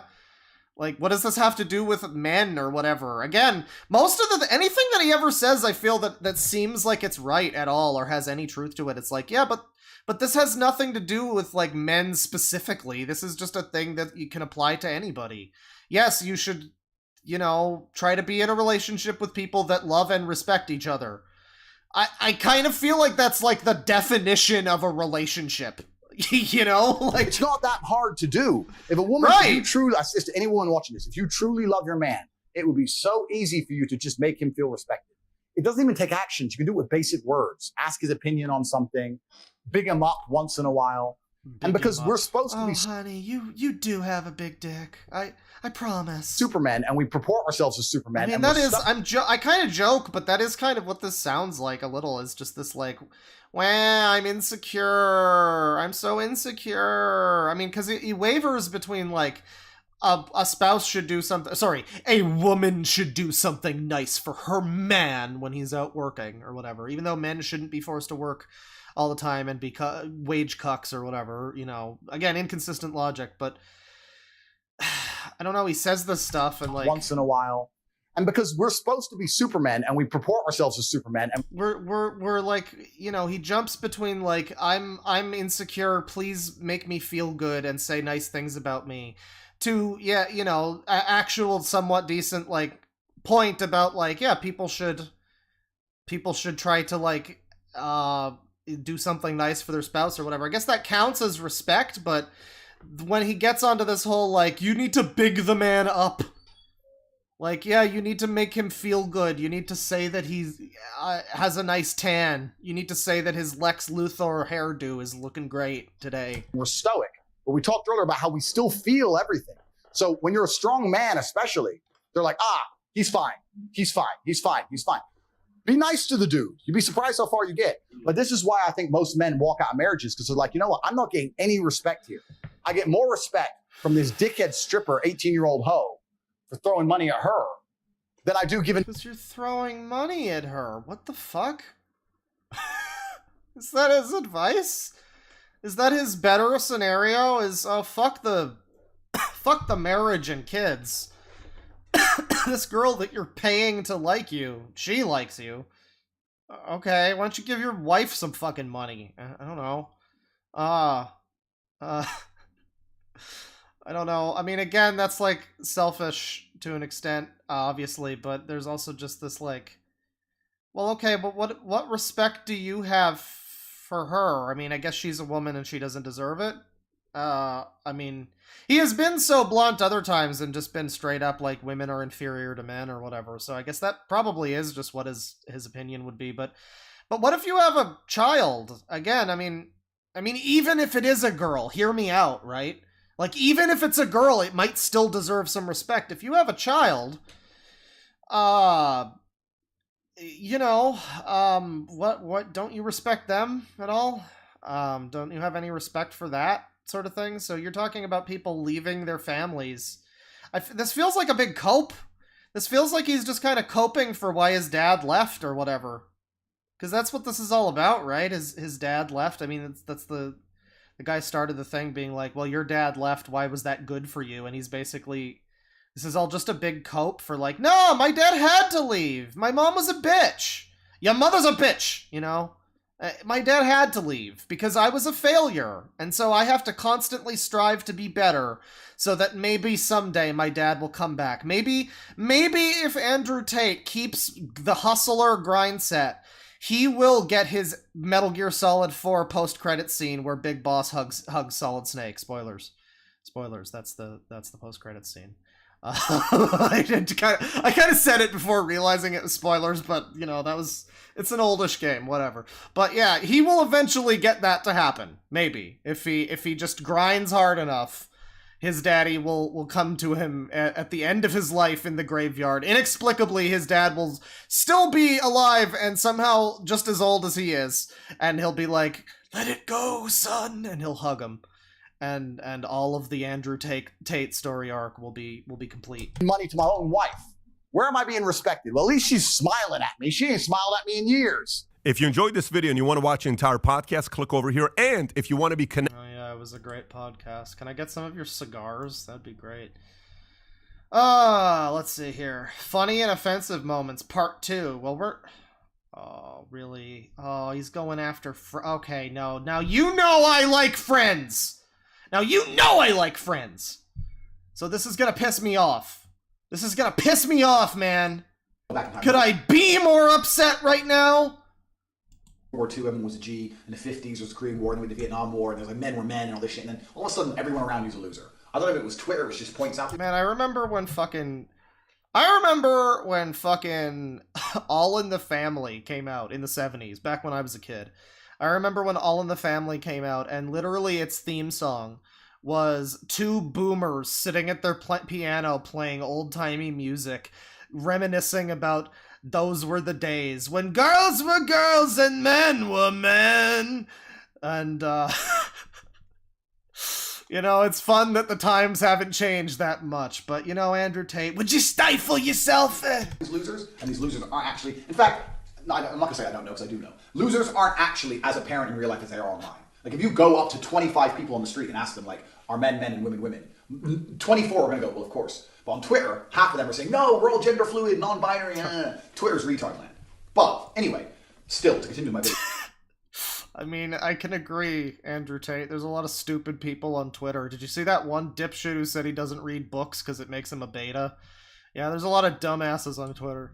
I've concluded the exact moment when the Western generation got fucked up. I know whose fault it is. And it's the fault of Friends. Enough. I was just saying, like... Could you speak up, please? Sorry. It's all Friends' fault. Oh, what? Hank Azaria is to blame for the downfall of Western civilization? You're really gonna pin that on my boy Hank Azaria? Really? What? He's fuck off! How about you fuck off? I was just saying to my friend that I thought you were the most beautiful woman that I'd ever seen in my life. Wait, did his accent change? Still, to continue my video, I've concluded the exact moment when the general... Oh my god, it is! It's different! It's like there's a little bit of one. Maybe he has, like, a slight accent, actually. Because, I mean, he was, like, raised in England, so I could see him maybe having... Was he even? Actually, I don't even know that. But he might just like make the accent worse for effect. I don't know. Friends fucked up the whole generation. Man, all because this guy had to go to Minsk. I was just saying, like, Could you speak up, please? Sorry, I was just saying to my friend that I thought you were the most beautiful woman that I'd ever seen in my life. And then he said, you said you thought Daryl Hannah was the most beautiful woman that he'd ever seen in his life. Well, now I'm gonna get copyright claimed for Friends. And while Daryl Hannah is beautiful.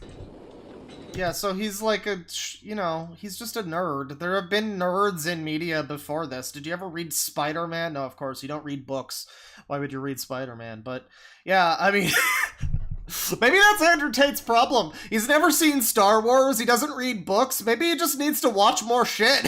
he needs to broaden his horizons, and he'll realize that, oh, yeah, there's, been a lot of shows with the dumb woman or the dumb man and the smart woman, and there's been a lot of fucking nerds in media that are kind of pathetic around women, but that gives them charm or whatever. Like, it's not new. Friends didn't invent Hank Azaria. He did that on his own. Then that's when you started yelling. Fucking TV show has ruined the world. And it's ruined the world because what it's done is, it was so fucking insanely popular, and everyone watched it, and all it did was portray men as women. There was a big group of friends, and the men were sarcastic, crybaby, cocky, pathetic, fucking emotionally incontinent as the females were. There was not a single manly act.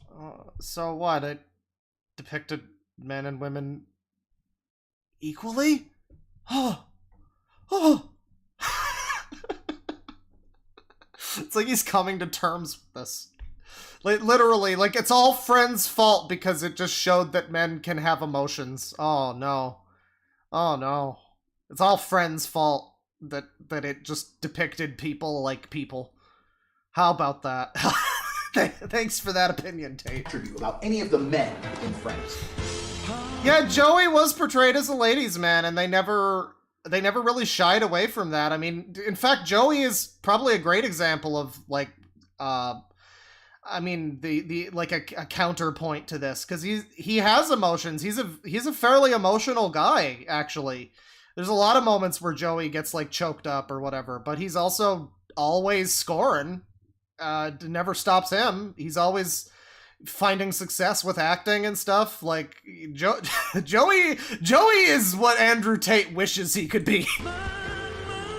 And then, Chandler is someone who's like a nerd, but he managed to get with a hot woman, and whatever. It's like, if anything, doesn't this show that you can be like a bit of whatever? You can be an emotional guy or something, and you can still be a successful person or something. I don't know. I guess that's a bad thing to show. You don't want to show that. Ross is a psychopath, though. I won't forgive Ross. Ross killed my entire family after I ate his sandwich. It had a moist maker, but yeah.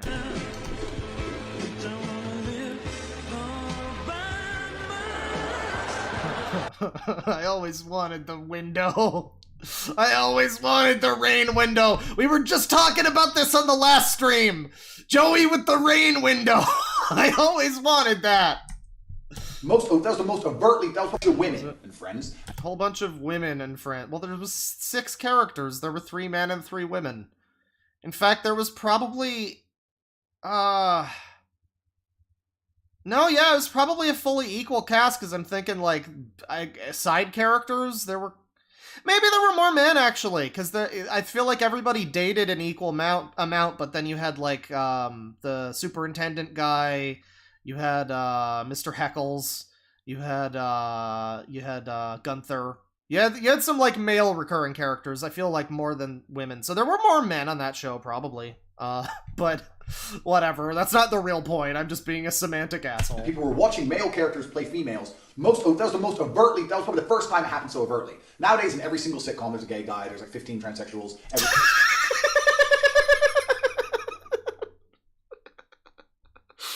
I mean, of course, we're going to just pass over. This is a great frame, isn't it? We're going to just pass over, the fact that he clearly, I mean, I guess, well, This is the thing too. It's like I'm not one to be like everybody who hates gay people secretly is gay or whatever, because that's like one of those theories like, oh, everybody's just secretly repressing their. No, I think some people just don't, you know, they find gay people icky or whatever, and that's their problem. But I think genuinely with Andrew Tate, you got a case for it, because he clearly loves men. I mean, he loves men. He wants men to be respected and worshipped and treated like gods, and everybody's got to worship men and respect men, and women he doesn't give a fuck about. I mean, he claims that he likes women in the same way that like an 80s action movie claims that the two stars who are shirtless constantly are not gay because they have like some broads around them, some bimbos.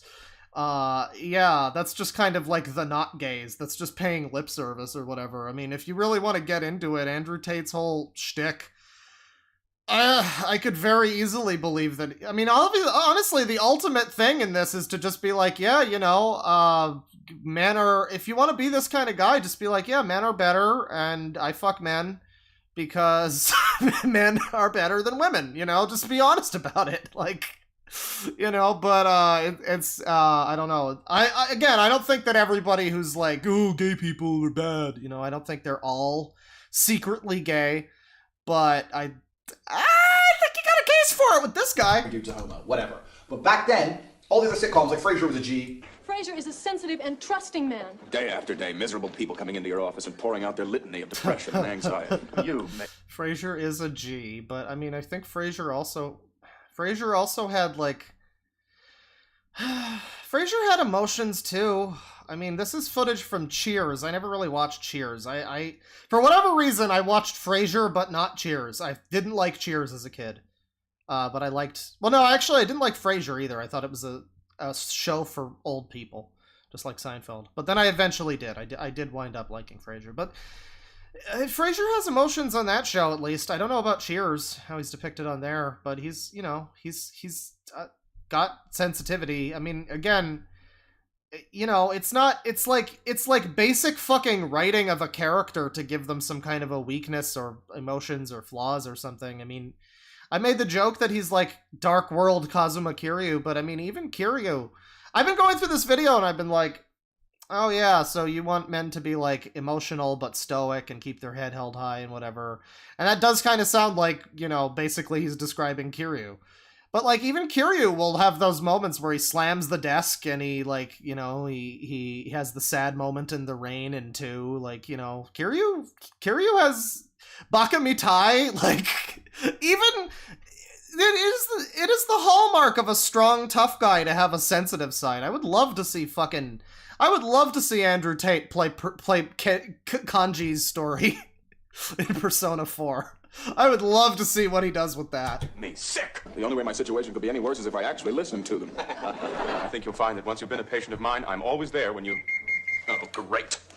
I mean, this is important. Whatever, Seinfeld, who's a G. Then Friends comes along, and all the dudes are basically chicks. I mean, but okay, hang on though, because Seinfeld is... You're calling Seinfeld a G? Seinfeld is the series where Jerry Seinfeld, the whole gang went to jail at the end because they're horrible people.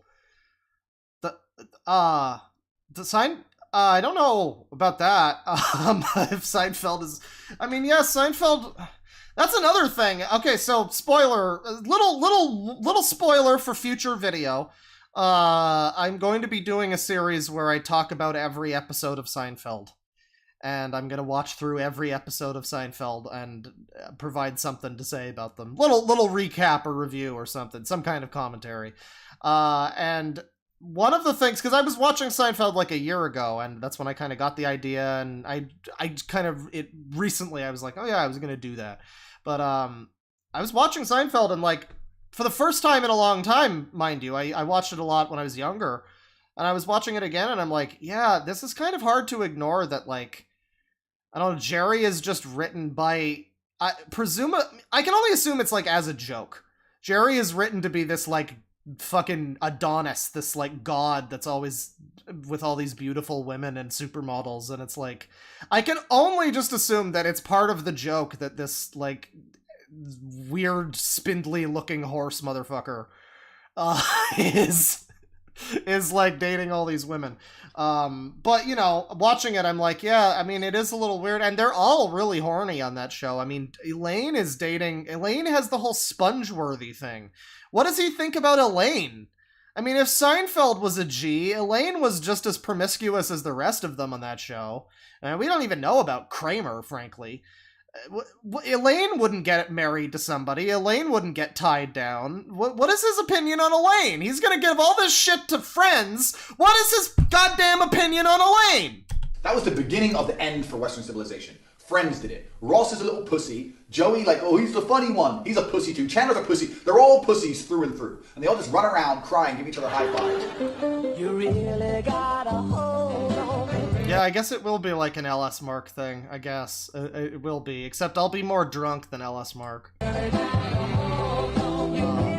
Oh, look at this montage of friends on this show called Friends. People that are enjoying their lives and having a happy relationship with one another. I think legit. Somebody made the joke earlier that like Andrew Tate is sad, like he hates Friends because he doesn't have any. But look at this.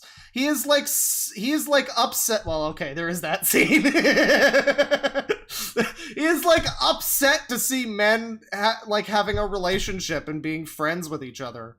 We do this too much? Yeah, I think so. Yeah, I mean that's even a joke in the show. Like this is not. Oh god, every video you watch of this guy, it's like, oh yeah, you really are sad, aren't you? Damn. Pretending to be best mates with a bunch of hot chicks, when in reality, here's how it would really go down. If Friends was real, the dudes living next to the chicks would try it on with the chicks. They'd either fuck the chicks and continue to fuck the chicks, or not fuck the chicks and stop talking to the chicks. That's the end of Friends, episode 1, season 1. We should make a... I mean... Yeah, you know, if you're like a giant dipshit, yeah, I guess that's true. I guess I won't argue with you, Tate. I agree that that's probably how you would live your life.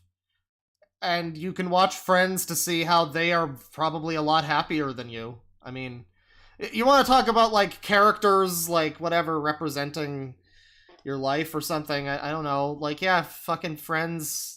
I mean, they're all, like, emotional people, and they're probably a lot happier being the way they are as characters than you are as a character.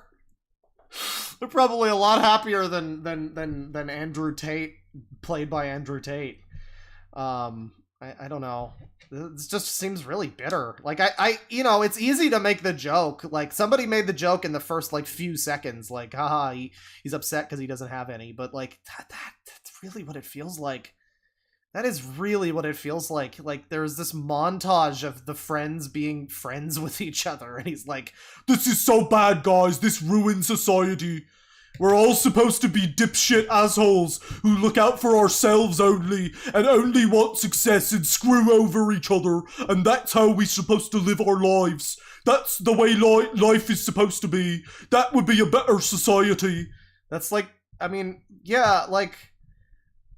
If we are all just supposed to live in imagine, like, the horror of living in a world that is like Andrew Tate's perfect world. If he believed any of his own bullshit anyway, I don't even know if he does, but, like, if he really wants this, if this is really his ideal, and we're supposed to not take the lesson that, you know, your friends...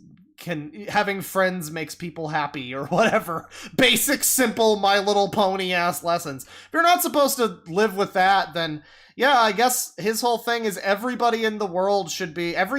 should be this, like, jerk off, desensitized dickhead who's only out for success and will screw over everybody around him.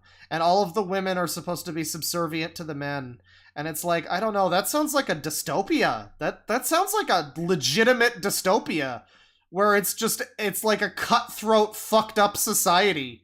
That sounds horrifying. Holy shit. I think I would rather live in the world with Friends. I don't know. Our own fucking series. Tate's Friends. Me and my brother walk around, we see some hot girls. Come here, let's all be friends. Yeah, come to my apartment. Yeah, have some vodka. Yeah, I'm the fucking man. Yeah, world champion. Yeah, the Lambo's mine. Yeah, suck this. Oh, no, you don't want to? Okay, bye, leave. The end. Nobody told me I was... Oh, jeez. I mean, again, yeah, it's not unique or original to say this, but that is just a cripplingly sad take on life. Alpha energy. That's this guy. What has he got here? I guess this is him. This is his alpha energy. Women want a guy that they're lucky to be with. They want a guy that they gotta convince. They want to be able to convince you to pick them. All right, so sit and reflect. Women want to. Actually, I think maybe this is someone else entirely. This is Fit X Fearless. This is just some. I love the fucking alpha dick riders, dude. That's my favorite thing. That's my favorite thing about these people that are just like, oh yeah, bro, I'm such an alpha. I have to spend my whole life regurgitating these people, these other men who I'm following. Legit, like, how do you not understand that? How do you not at the fundamental basic concept go, wait, why would I fucking follow you? I'm an alpha, right? I'm supposed to be an alpha? Why would I fucking buy your course? Why would I listen to anything you have to say? I'll do it myself, right? Like, isn't that supposed to be the fucking mindset? How are they all tricked by this? I don't understand. I don't understand. Holy shit, how to become top G.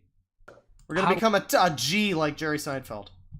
If I become like a top G, like what? Like, cause you're, you know, could there be multiple top Gs? Or are you the only top G?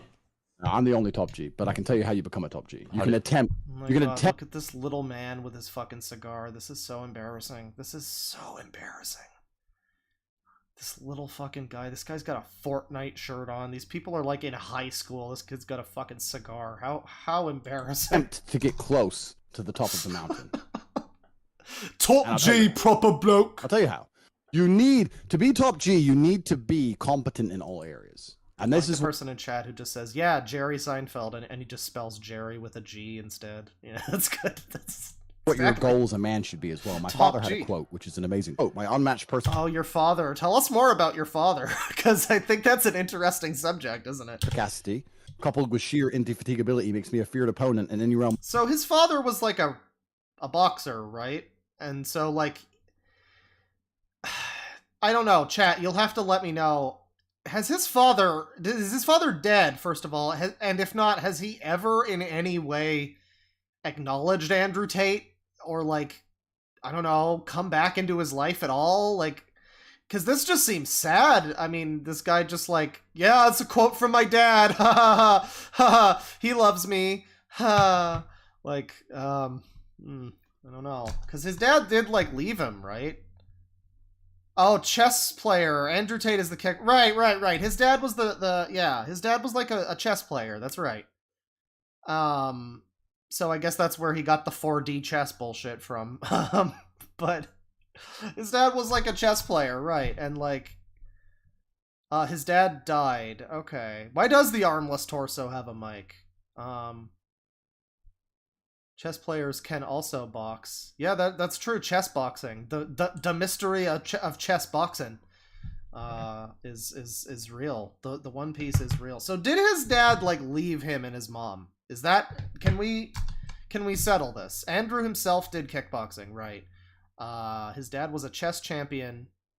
Tate's dad was a chess player, right? But did he like leave or did he just die?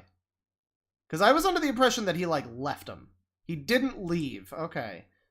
So maybe he died at like a young enough age that he wasn't there to like raise Andrew properly, I guess, is maybe what happened. So I guess that's better. Okay, I was saying earlier like, oh, his dad left him and everything, but I guess that's not what happened. It is just a slightly sadder thing where it's just like, yeah, I guess his male role model died and he was left to just kind of look up to I guess, like, the quotes of Emery Tate or whatever, and kind of define for himself what he thinks being a man is, and sadly, I think he was quite mistaken. With human endeavor. Do you know what perspicacity means? No. Perspicacity. The ability to perceive, to be perceptive. His dad left to cheat. Wait, hang on. Okay, I'm getting conflicting reports. His dad walked out. His dad died playing chess. His dad was never there, and then he died. They did divorce and then moved to the UK. He left and died. Okay, so yeah, so the dad was not around, but this guy is still like looking up to this guy, which is really sad. I mean, I think we can all just agree this guy like, oh, let me tell you how to be an alpha. I've got this quote from my dad. Like, your dad like left, right? I mean, it would be one thing if it was just like his dad was a loving dad who died young or something. But if everybody in chat is saying that he did leave, so yeah, you're just kind of like coping real hard for like, oh, it's okay that my dad left. He'll come back. He would be proud of me now or something. Like, that's really sad. The fatigability means. Yes. No. The inability to become tired. So the point is, my sheer perspicacity. Oh, Dad, he died of Sugondis. Oh, damn. Did I already say how I wanted to do? I wanted to set somebody up with the phrase Sugondis National. I don't know how that would work, but that sounds like a real name. It sounds like a real country, like from the country of Suganda. Yeah. Did you hear about the story involving the Sugondis National at the embassy? Sugondis? Oh yeah, you know, you set them up, but that's a hard one. I don't know where that one came into my mind, but I just like, I gotta set somebody up with did you hear about the Sugondis National whose car blew up? What? Or my unmatched perspicacity. So the fact that my ability to perceive things, to look around me and to notice things, is unmatched, coupled with sheer indefatigability, my ability to never become tired makes me a feared opponent in any realm of human endeavor. It's a very, very important quote, because what he's saying is, if you can look around and perceive and pay attention and notice things and never become tired and never become lazy and always work hard, you will be a feared opponent in all realms. When you say top G, the reason I call myself top G is because if you name anything, maybe not Fortnite yet, but if you name nearly anything and they tell you you're going to be competing against Tate. Did you see this kid with the Fortnite shirt got like offended there? Did you see that?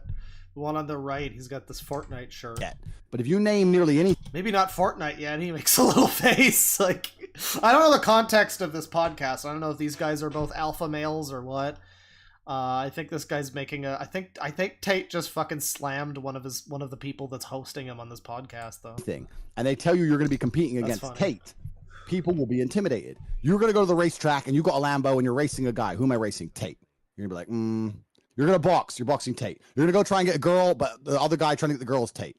You're going to, doesn't matter what it is. You named the scenario. If you're up against me, part of you is going to be like, oh, not him. Is there anyone else? That's top G. There's something that comes with it. You know what? I'd fight Andrew Tate. As long as I can wear the hook.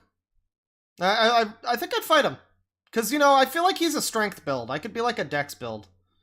I could, like, get behind him or something. I could do a Dark Souls backstab. I think I'd fight him. You know, I take because it's competence in all he'd realms. probably beat me. But... both of you only have I'd go competence for in it. one realm, the Yeah. digital realm. Yeah, you're right. You don't have competence anywhere else, Yeah. and that's your problem, and that's your fault. Okay, So this kid's over here just stewing about the Fortnite comment, which I mean, yeah, like, God, that's just so sad, though. I mean, again, like, if you're this guy and you're just like, oh, hi, I'm an alpha, haha, and also I like playing Fortnite. And it's like, no, you're not allowed to. You're not allowed to ever watch a TV show. Like, there's a reason why Andrew Tate is such a fucking moron when it comes to media, because his grind set bullshit means that he's never allowed to stop working and, like, do anything. Didn't you say in the other video that men shouldn't be forced to work 24/7 and, like, work themselves out? Isn't that literally his whole MO, though? Didn't he, like, I can't believe I missed that, but yeah, that's, like, his whole thing, is, like, working constantly. So yeah, this kid with the Fortnite shirt, like, yeah, I guess, kiss your Fortnite, goodbye, kiss whatever this poster is up here, whatever that is, that looks like, I don't know, Batman or some shit, whatever that is, kiss your enjoyment of that thing, goodbye. You're no longer allowed to enjoy that thing, because you're now forced to work. Forever, because otherwise you're not a real man or something. But also, real men shouldn't be forced to work forever, and something. I don't know. I guess the real thing with Andrew Tate is listen to like one of his videos at a time, because if you listen to two of them at a time, you're gonna pick up on something that makes no sense, or you're an idiot. Yeah. Oh, okay. Top G, more like bottom B. That's right. Yeah, that's a cool channel. Delusional feminist. Okay, we got an argument. Andrew Tate here. We got Okay, never mind. He is not here. You are scared. Your girl doing OnlyFans. Oh yeah, he owned XQC. I don't know why people debate the guy. I mean, I would fight him and probably lose, but like I don't think I would want to talk to him. There's nothing gained in talking to this dude. Until he finally does have the moment where, like, I don't know, he gets diabetes and he realizes he's not perfect anymore, and he's like, oh shit, oops, my whole life is a lie and I'm a sham. Here's his funny and offensive moments. You cheated. I do not support Tate in any way. Well then what? I mean, I guess it's good to post the videos of them, but you know, I don't know. The guy is you know, I use the phrase harmful ideas, I think. I said something like that regarding a bunch of... It was during a stream I did about spirit science, and I was talking about, like, you know, COVID deniers or whatever, and I was like, yeah, you know, I'm sorry, telling people to not follow, like, basic health guidelines in the middle of a global pandemic is kind of a harmful thing to be telling people. It's a dangerous idea or whatever. And I don't know if I want to say that Andrew Tate deserves to be totally deplatformed, but I would say that he, as far as I can tell, a big part of why he gets all of his shit reposted so much is by all of the, like, clip channels, is because he actually makes that, like, part of the fucking hustler thing, doesn't he? Like, I think there is an argument to be made that he is actually scamming people into, like, artificially talking about him and posting about him. I don't know. Not sure about that. Not certain. But it's kind of like Alex Jones, where it's like, well, this guy, it's like with a ban evader or somebody, where it's like, well, yeah, you know, technically you shouldn't be deplatformed, but there's, like, other things going on here. You're, like, gaming the system. And also, I mean, you know, in terms of, like, ideas or whatever, you know, I don't know, do we need a whole generation of people looking up to this guy? I don't think we need that any more than we need people looking up to fucking that One Direction romance book After. You know, we don't need women looking up to that. We don't need guys looking up to this guy. You know, I'm not saying deplatform, but I don't know, you don't need to post about it a lot. I'm out here just trying to, like, talk about it, I guess, but just this sort of contextless, like, well, I'm posting all of his clips, but I don't support him. It's like, well, you know, a lot of the people who do are probably watching this because now he's gone and the clips are here. I guess it's good to save them. It's good to save the media, but I don't know. It's just weird to have this thing, like, I don't know. You know, yeah. It's a little weird. Here we are, though. He's got a knife. His opinion on how to handle a girl involves a knife. It's bang out the machete, boom in her face, okay. and grip her up by the neck. Shut up, bitch! Why would you suck dick for free? Yeah, see, again, you know, you have a clip like that, that's obviously very alarming. And, you know, I don't think he... Well, I was gonna say I don't think he necessarily believes that, but I think he did just get arrested for human trafficking or something, so, yeah, maybe he does. I don't know. You can look at a clip like this. And grip her up by the neck. Like, shut up, bitch! You know, you can look at a clip like this as him just trying to get attention, you know, but also, this is a reason why, like... I just go off on this whole thing about, like, maybe some people, maybe you shouldn't support them and, like, post their shit and, you know, repost their crap. You know, the first clip of this video being this guy basically saying you should throttle a woman. Or anybody, really. Just basically saying you should be violent to a person. Oh, yeah? No, it's not really just that he's problematic. I mean, that's just telling people to commit crimes. You know, this is just telling people to assault people. So that's why this is not allowed, really, on YouTube. There's reasons. Because I love doing it. What the fuck? I don't like. What the fuck? I love sucking dick. Why would Yeah, but you have no future with these men, so why not at least get paid for it, right? I am getting paid for it on fucking fucking OnlyFans. I don't need them to pay me. I make way more than they could ever give me. They get paid twice. I don't believe in depression. Oh yeah, this is another one. This is, I think, was this the first thing that he got famous for, infamous? It was the Star Wars thing, and maybe this happened at the same time, or maybe it was like before this, but it was this thing where he says that depression isn't real. Also, look at this posture. I mean, I'm slouched over in my chair now, but that's notable. Message me about depression because I don't believe in it. If you're asleep in your bed in the middle of the night and you hear a noise, and you believe in ghosts, now you're afraid. But if you don't believe in ghosts, it's the wind and you go back to sleep. Okay, but what if it's somebody in your house who's gonna kill you? I mean, if you're telling yourself, oh, I don't believe in the coronavirus, but then you get it, then I don't know how much your strong convictions really saved you from that one. And so, you know, telling me you don't believe in something that's a clinical medical thing, I mean, I guess good for you. I mean, I also don't believe in the French, but they keep telling me that they exist. So, you know, I'm right there with you, buddy. You give the ghosts power by believing in them. Your house is only haunted if you believe in ghosts. Belief is a powerful thing. If I were to stand in front of you, and I were to tell you that I could punch you as hard as I can in your sternum, and I could fracture it and send a splinter into your heart, would you allow me to try? You wouldn't, because you know I believe I can. I believe. Well, also, you're like a trained boxer, so yeah, I mean, that's your skill set. If I were to say I can, I don't know, I don't have any skills, never mind. But, no, okay, you know, if I were to say, you know, I can sit here and play the bass better than you with one hand than you could with two hands, I think that I probably could. I'm fairly confident in saying that I'm a better bass player and guitar player, frankly, than Andrew Tate. I know he has a music career to some extent. He's got, like, I think he's a rapper. I don't think we're gonna watch that, because I know that that's... watching music on YouTube is illegal. Maybe that can go on Patreon or something, but, yeah, I think I'm probably a better singer than he is. Which is not saying much about my singing. Or, I'm probably a better rapper than he is. I'm probably entirely better, more musically gifted than he is.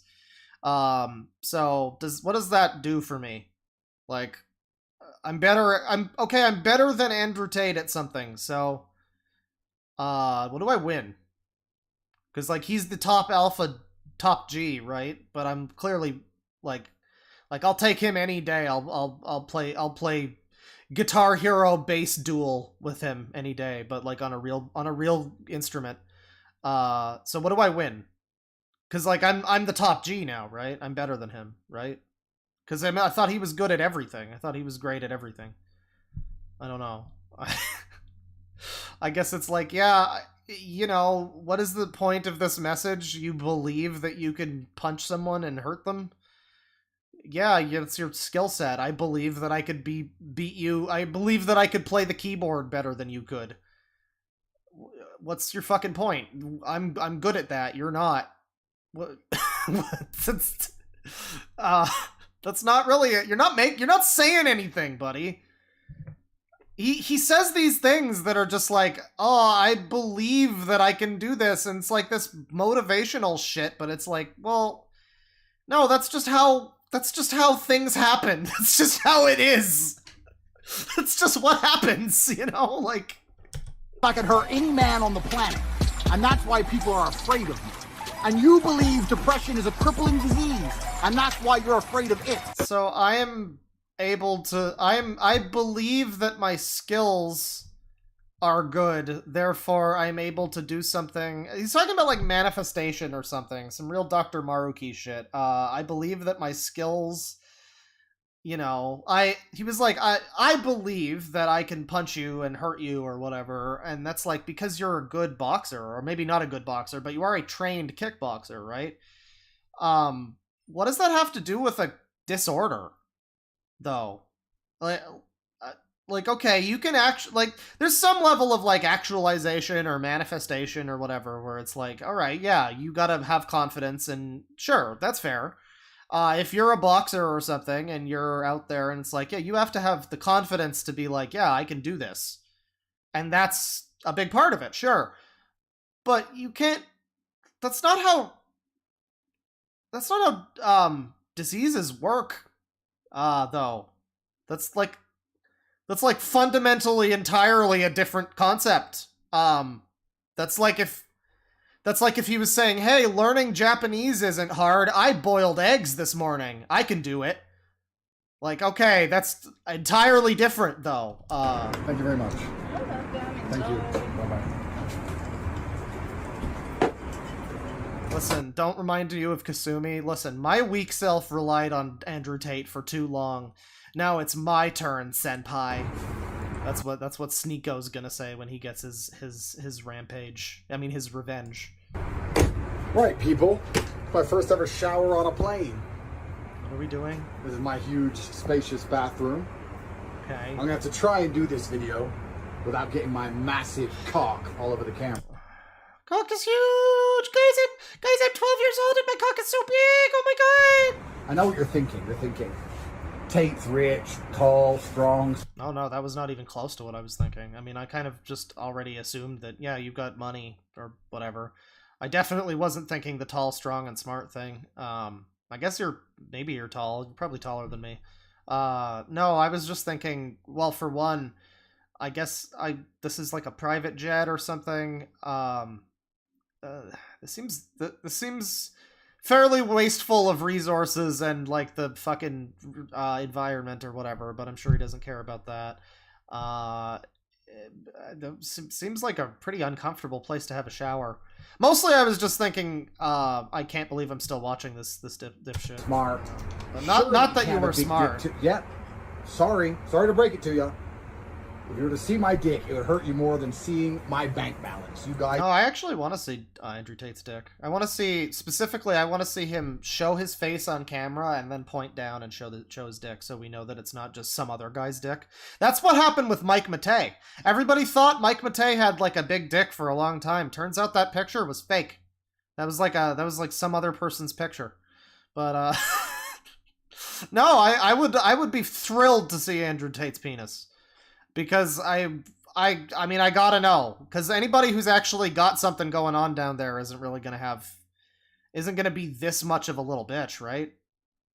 I mean, no, you can have a big dick and still be, yeah, it can come from other things. It can come from general, we always attribute it to like small penis envy, and that's why the guy buys the big fancy sports car or whatever.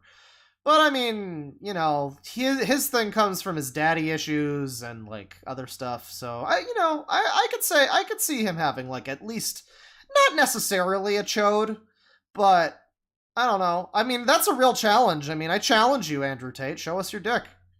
Go ahead. You're such a big alpha man or whatever. Go ahead. Let's see what you got. Come on. This would be devastated. Everybody's dying to know. I'm gonna try my best to not get my massive wang. Yeah, show us your massive wang. Open up an OnlyFans. We gotta settle this debate. This is a challenge. I challenge Andrew Tate to show the world his penis.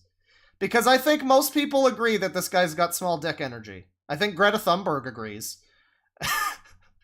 And I never thought I would agree with Greta Thunberg on anything, but go ahead.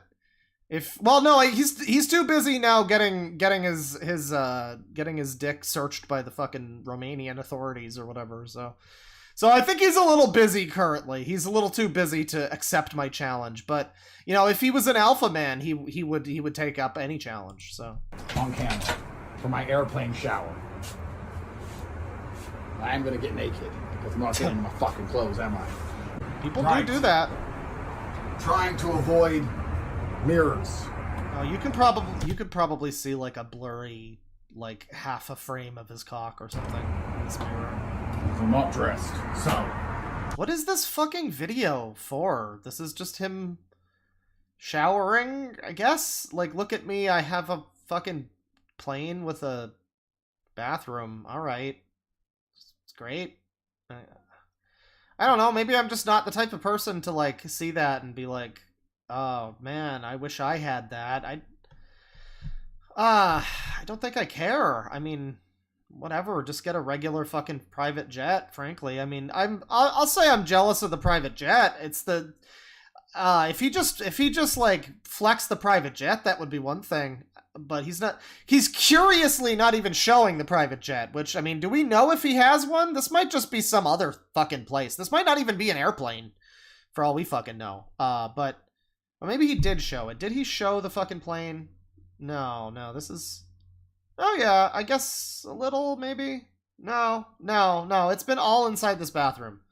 It's been all in this bathroom, so this might not even be his plane. Yeah, no, I would be kind of like jealous of the private jet, but like having a bathroom on your, I mean, I don't care. Just get a fucking plane that flies you somewhere quick, and then you just have a fucking shower in a hotel like a real person. What the fuck? Who needs this? Who the fuck needs this? This is the shower aboard Emirates First Class. Oh, this is a passenger plane. He's on first class. Emirates First Class. Right. Well, it says that right on the screen. Yeah, I could have read that. So I mean, well, that's not even special. This isn't even a private jet then. Yeah. What the fuck? This is just a regular. I could buy a first class plane ticket now. What the fuck? God, this is so embarrassing. This is like the guy who gets his fucking stimulus check and is like, oh yeah, man, I'm rich. I got money. I bought the big tray of sushi from the supermarket. Like, great, you fucking bought a fucking plane ticket. Good job. It's not even a fucking private jet. Laughinggirls.jpg. He doesn't even own a private jet. Needs a little shower. I don't even want a shower. But like, It's a $20,000 plane ticket, but I mean, the guy fucking... the guy's like rich, so what? Who cares? That's not much. Who gives a shit? Again, it's like, I don't know. I guess it's like this whole thing of like, I'm supposed to be impressed that he has the money to blow on a plane like this, on a plane ride like this. I'm just over here like, wouldn't it be more economically viable? Wouldn't it be a better thing long term for him to buy a private jet? Because I assume he's flying pretty frequently. If he's just fucking spending 20 grand on a plane ticket every day, yeah, just buy a little Cessna or whatever. I don't know, whatever they call them. Buy a fucking private jet. Now I'm over here like, wait, so you're rich but you're a fucking moron with your money? Just buy a private jet, dumbass. Why are you buying a fucking plane ticket that's 20 grand? What the fuck's wrong with you? I guess that's another. It's fuck you money. It's like lighting your cigar with $100 bills or whatever. But it's like, I don't know. I'm decidedly not impressed by somebody who's just a fucking moron with their savings. Speaking as someone who's a fucking moron with his savings. I got a seat. I can sit down and have a shower. Alright, I'm scared this water's gonna come out cold, because all showers start cold. I don't like cold. I don't like Press cold. on. He's scared. Turned it hot. Uh-oh, is it not working? It's not fucking working. Oh no, chat, did the $20,000 plane ticket have some hiccups? Uh-oh. Right, I couldn't turn the shower on. Oh. It's not working. It's not working. I just got dressed to go get the lady. And then I thought, I bet it's because I haven't closed the door because I don't want to get cold. So they're going to force me to get cold. What? I'm using my ninja brain now. I bet it wouldn't turn on because the door wasn't closed. So we closed the door. Are you about to get your entire Door phone closed. wet now? Nah, I should have fucking known. Sneaky fucking Emiratis. Right. Emiratis. Yeah, sneaky of them, I guess. Alright. Shower time. Shit, don't have any soap. Fuck. Opening the door. Oh my god, this idiot. Like, the whole point of this video is like, look how cool I am. I have a expensive plane ride with a shower. But then he's like a fucking klutz. He's like a fumbling, bumbling idiot. He's like me in this situation. Like, jeez. I forgot the soap. Man. My light is in the other room. God. I forgot my 3DS in my bag. Jeez. Like, don't take the fucking video if you're not prepared, Foreskin. Turn the shower off. That's cool. Avoiding the fucking mirrors. What do we have here?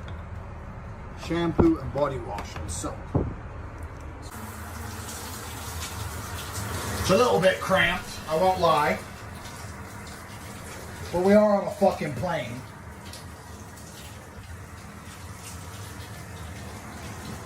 Why are we watching him shower? I've got a timer of how much time I'm allowed left of water. You're really allowing the Emiratis to control how much time you have left? Time I'm allowed left of water.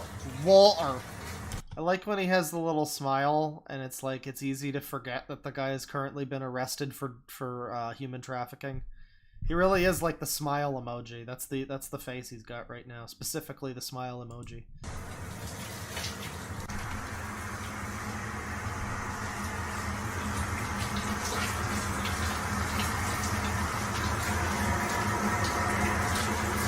Who asked for this? I mean, I guess his... Can you just imagine all of the Tate dick writers watching this too, and they're just like, look at that! That's a man right there! Oh, I love men! Oh, I love a showering man! Ooh, with soap and he's so manly! I'm gonna learn so much from him! Like, yeah, just classic Tate W right here. No woman is watching this and enjoying herself, but I'm sure there's a few men who are getting quite a lot out of this. The main difference between having a shower and on a plane or on the ground is that when you have a shower on a plane, you're in the air.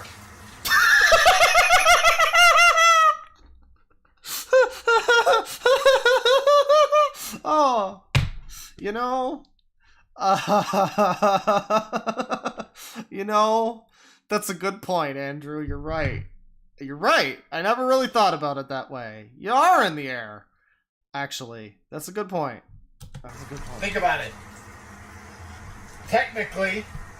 Oh, he's still going. He technically, while he's in the air, he's flying. Flying right now.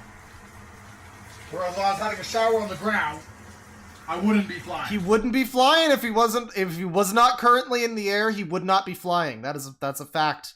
You know, if I can agree with nothing else that Andrew Tate said today, it's that. That is an absolute statement of fact. And I will fight anybody on this. I agree with Andrew Tate on something. Fuck you. Take that quote. I agree with Andrew Tate. If he wasn't in the air showering, and he was on the ground showering, then he wouldn't be flying. Yeah, take that, liberals. Think about that. Think about it. That's the main difference. Right, that's the body wash. Test it out. Let's test out the seat. Tristan says right-wing dork. That's right. That's right. I'm correct-wing dork. You ever hear that? You ever hear the... Oh, they call us the right wing because we're correct all the time. Because we're always right. You ever hear that one? That's a good meme. I like that one.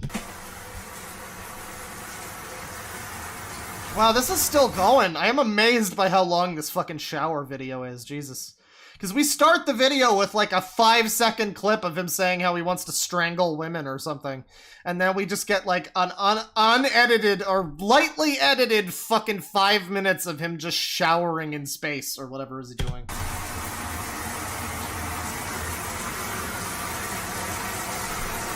Yeah, his face does have two tones. What the fuck? What the fuck? He's got a completely different skin tone on the top of his head. What happened? How did he manage that? Because it doesn't even look like a suntan or something. It looks like he's wearing a bald cap that doesn't match the rest of his fucking face. It doesn't even look like his real skin. It looks like rubber. Is that legitimately like a bald cap? What the fuck is he wearing? The seat works. No, I guess it's just his head. I showed you my get rich quick course. Please answer me. It's right on the edge of burning my skin forever and feeling okay. So I'm gonna use my iron fucking yoga flame power to endure the last 2 bars of water I have on maximum heat. There's only so many times that I can say, like, it is not impressive how much you're trying so hard to compensate. Like, oh, look at me, I'm gonna have a shower on the hottest water. For no other reason than because you are extremely self-conscious and you need to, like, prove something to everybody. And it's like, all of these people are like that. And they all seem to have convinced themselves that the only way to be a man is to be, ironically, while you are being super stoic and never being depressed or sad about anything, or showing any kind of emotion, you are meant to be, I don't know. You're meant to just be, like, incredibly sensitive and incredibly, like, oh, I'm a real man. Look, I take a. It's like every day of his life is trying to get into the salty spittoon. Like, yeah, we know you eat your fucking nails for breakfast with no milk. Good job, Andrew Tate. You're a real man. You're tough.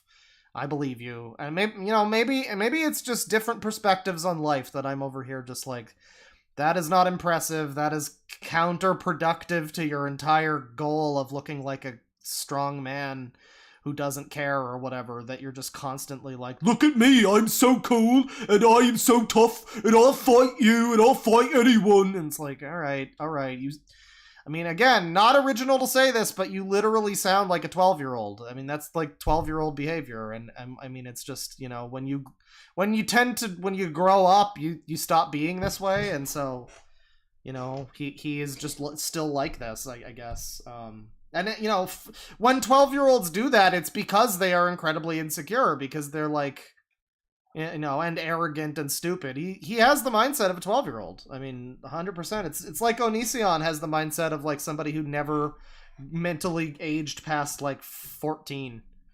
It's absolutely 12-year-old mindset. Grind set, sorry. Steaming up in here. Steam. Top G. Huh. Let him know. What'd you do here? Oh, no, this guy is absolutely a full lol cow. What? No, I mean, as of today, he's a full lol cow. As of being fucking memed on by Greta Thunberg, you're a fucking lol cow, dude. I don't give a shit. I don't care, dude. When I have to agree with Greta Thunberg that she got you, and you, like, yeah, you're a lol cow, man. I'm sorry. Sorry, Tate.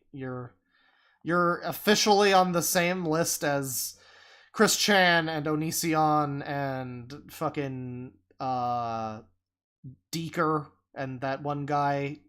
Gole Bebe. You're on the same list as all of them. I wanted to start an OnlyFans. I don't think there's anything intrinsically wrong with women doing OnlyFans, as long as I had influence and control over it. What do you mean? As long as I was able to human traffic the women into it. Wow, there are so many clips that you can use as evidence in court.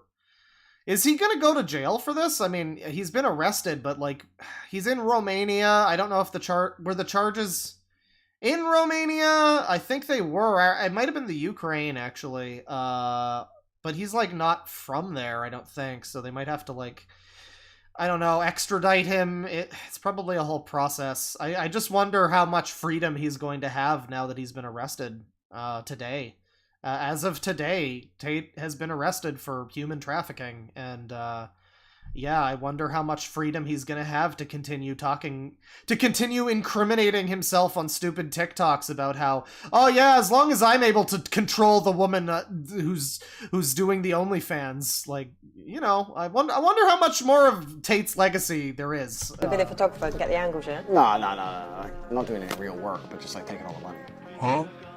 If my chick said I want to do OnlyFans, I'm like, all right, then cool, go do it. How much you made? 10 grand. All right, give me 8. All right, cool. Why would what woman is going to give you 8 grand? You're my woman. You're doing OnlyFans. You're selling my product. What the fuck? Your product. Yes, The correct. woman is not- she's not Next your question. possession. No. Gee, I don't know if you're being serious. I'm totally serious. How would I let my chick do OnlyFans and keep all the money? That's disrespectful. What woman is ever going to give you that? Then she better not do OnlyFans. Duh. Well, I mean, I like to jump in on iDubbbz's girlfriend and all of that as much as the next guy. I don't know. Yeah, if you're fucking, I mean, again, he genders it, but if you're in a relationship with someone and they're doing some kind of sex work, you should probably, I don't know, again, these are like simple, fucking basic life lessons with Andrew Tate.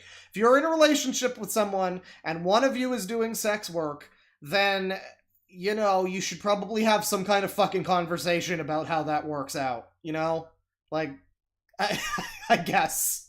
But he turns it into this whole thing about, like, well, no, if you're the man and you own the woman, then, it's like, well, there are probably fewer, certainly, but there are probably men who have OnlyFans and their wife doesn't.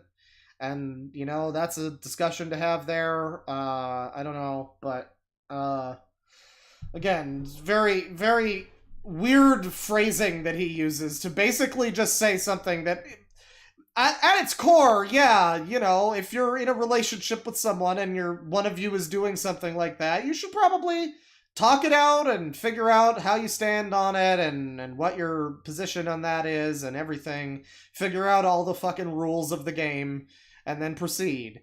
But he turns it, of course, into this, like, sensationalist, next question! I am finished with you, woman! Like, this whole thing.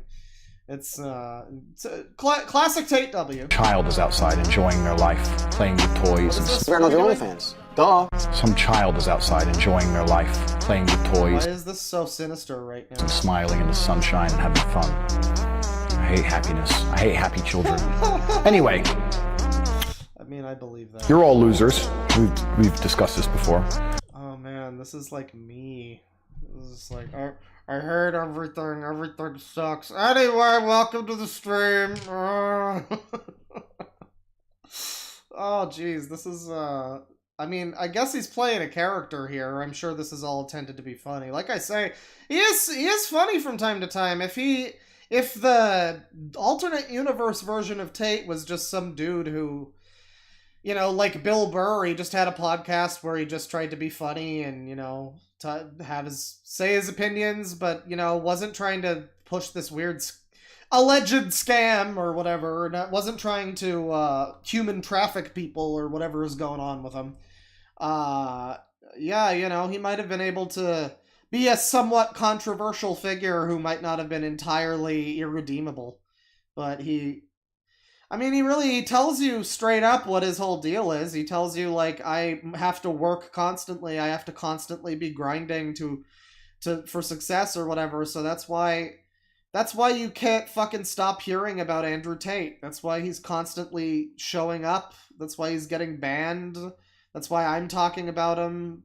And it's like, he will keep just doing stupid shit no matter what danger it is to him and other people. He's getting fucking arrested now, but it was all part of the grind set, don't worry. But it's okay, though, because he hates children and he's the king of the world, and you're all losers. I'm the king of the world. No. You don't go to the club with your friends. I don't know what kind of bitch-ass dude is letting his chicks go to the club with her friends without him. No. You stay in the house. You don't go nowhere. No restaurants. You walk 5 feet behind me and wear the burqa. No clubs, nothing. You're the virgin stroller. Oh my god. Why did you choose that insult? Why do you call people worms? And it's very, very clear to me, at least, why I call people worms. Worm is a pointless creature. The only reason a worm exists is so that bigger, more important animals can eat something. They don't do anything. I'm not really sure about, entomology or whatever. Not really sure about entomans, but I think worms do some things, and also the fact that they are there to you know, they're part of the food chain or whatever. So that is a purpose. I mean, they can't see. They sit in the dirt and they just move around in the dirt and they try and hide a little bit. Worms want to play in my dirt.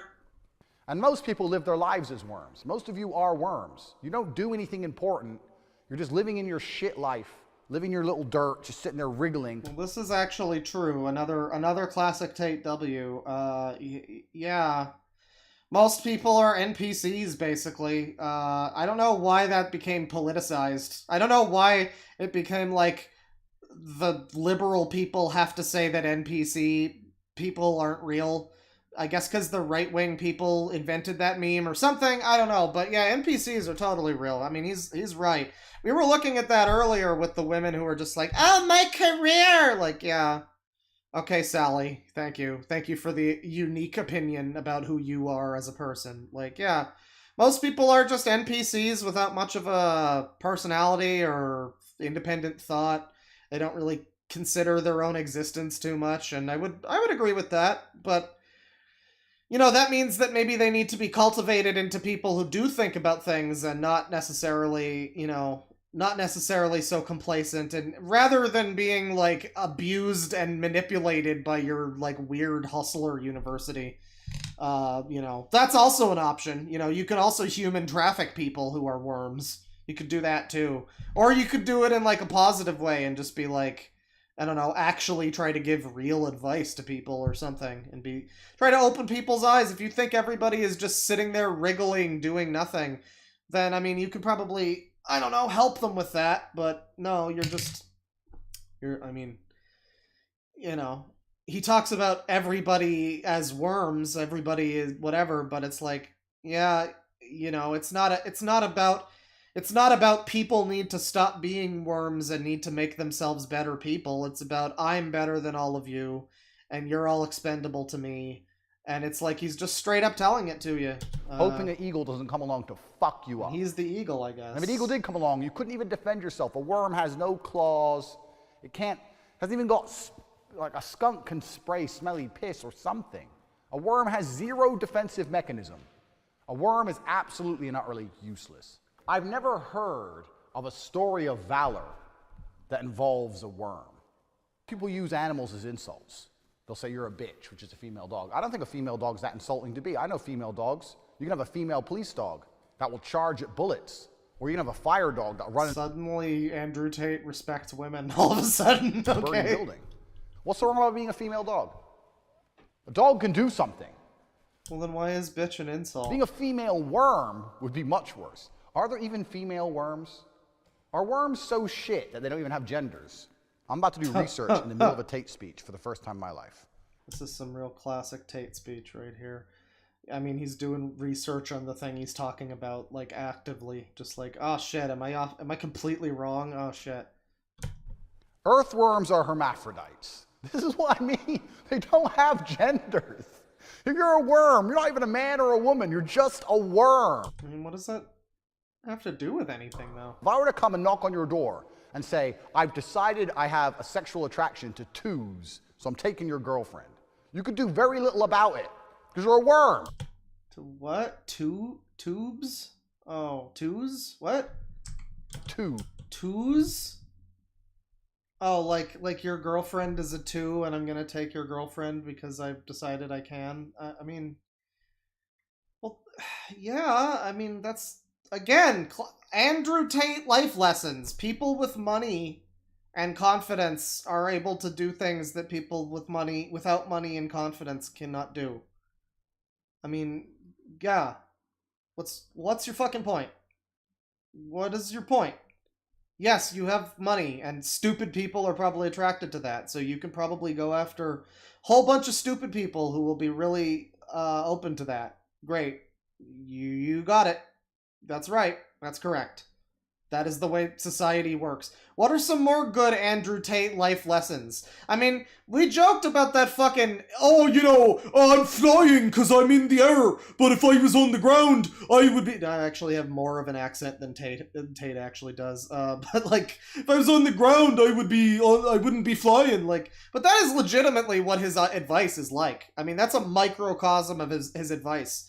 Is just this weirdly phrased bullshit that's basically just completely ordinary shit. Just completely like, yeah, if you have money and status, you're able to do stuff that other people who don't have those things can't do. Yep, that's correct.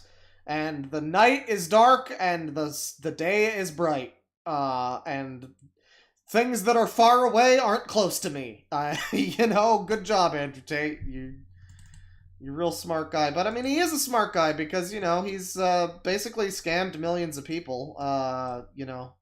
All these people that, like, buy his bullshit, buy his stupid little courses, all of that. He has a lot of dick riders. So, Andrew Tate, he is very skilled at saying stupid stuff. I think he probably is a fairly smart guy, all things considered, because he's smart enough that he knows what stupid things to say and how to say them. And more importantly, from what I can tell, from what I've seen, he knows how to phrase things that aren't entirely terrible advice in a really inflammatory, incendiary, and stupid way that will actually get him more attention. So yeah, I think Andrew Tate's a fairly smart guy, but I guess maybe he's not because he's dumb enough to have fucking human trafficked people and then got caught for it. So I don't know if we're gonna... I asked a question earlier in my Discord, like, Andrew Tate, does he know, or do Andrew Tate's fans, do Andrew Tate and his fans acknowledge the human trafficking shit? Which I'm sure they will now that he's been arrested. But my question was, do they acknowledge it? I mean, because the scary thought, I guess, is that people would go, oh yeah, he owned those women. He's a true alpha. And, like, people would be okay with it.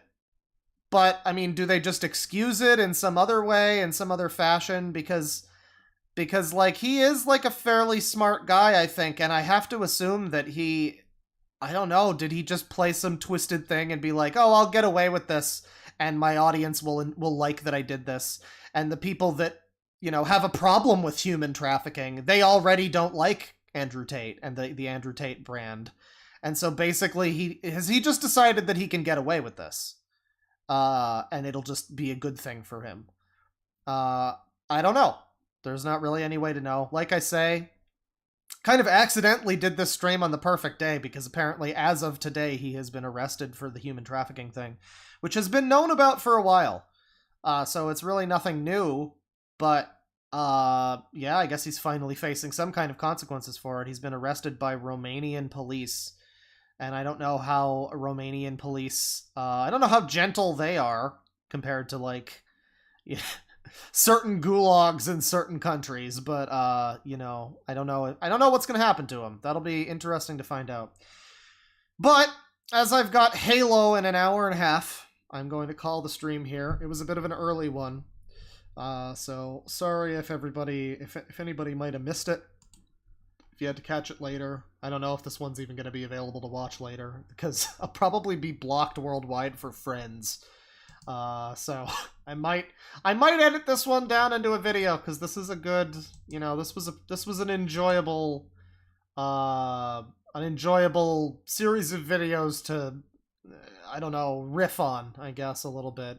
Made me think. For all you got to say about Andrew Tate, he talks in a very dumb way generally about issues that I think are worth talking about and are fun to have some sort of a dialogue about, if you are doing so in a way that's not like Andrew Tate. So I'm going to play some music here.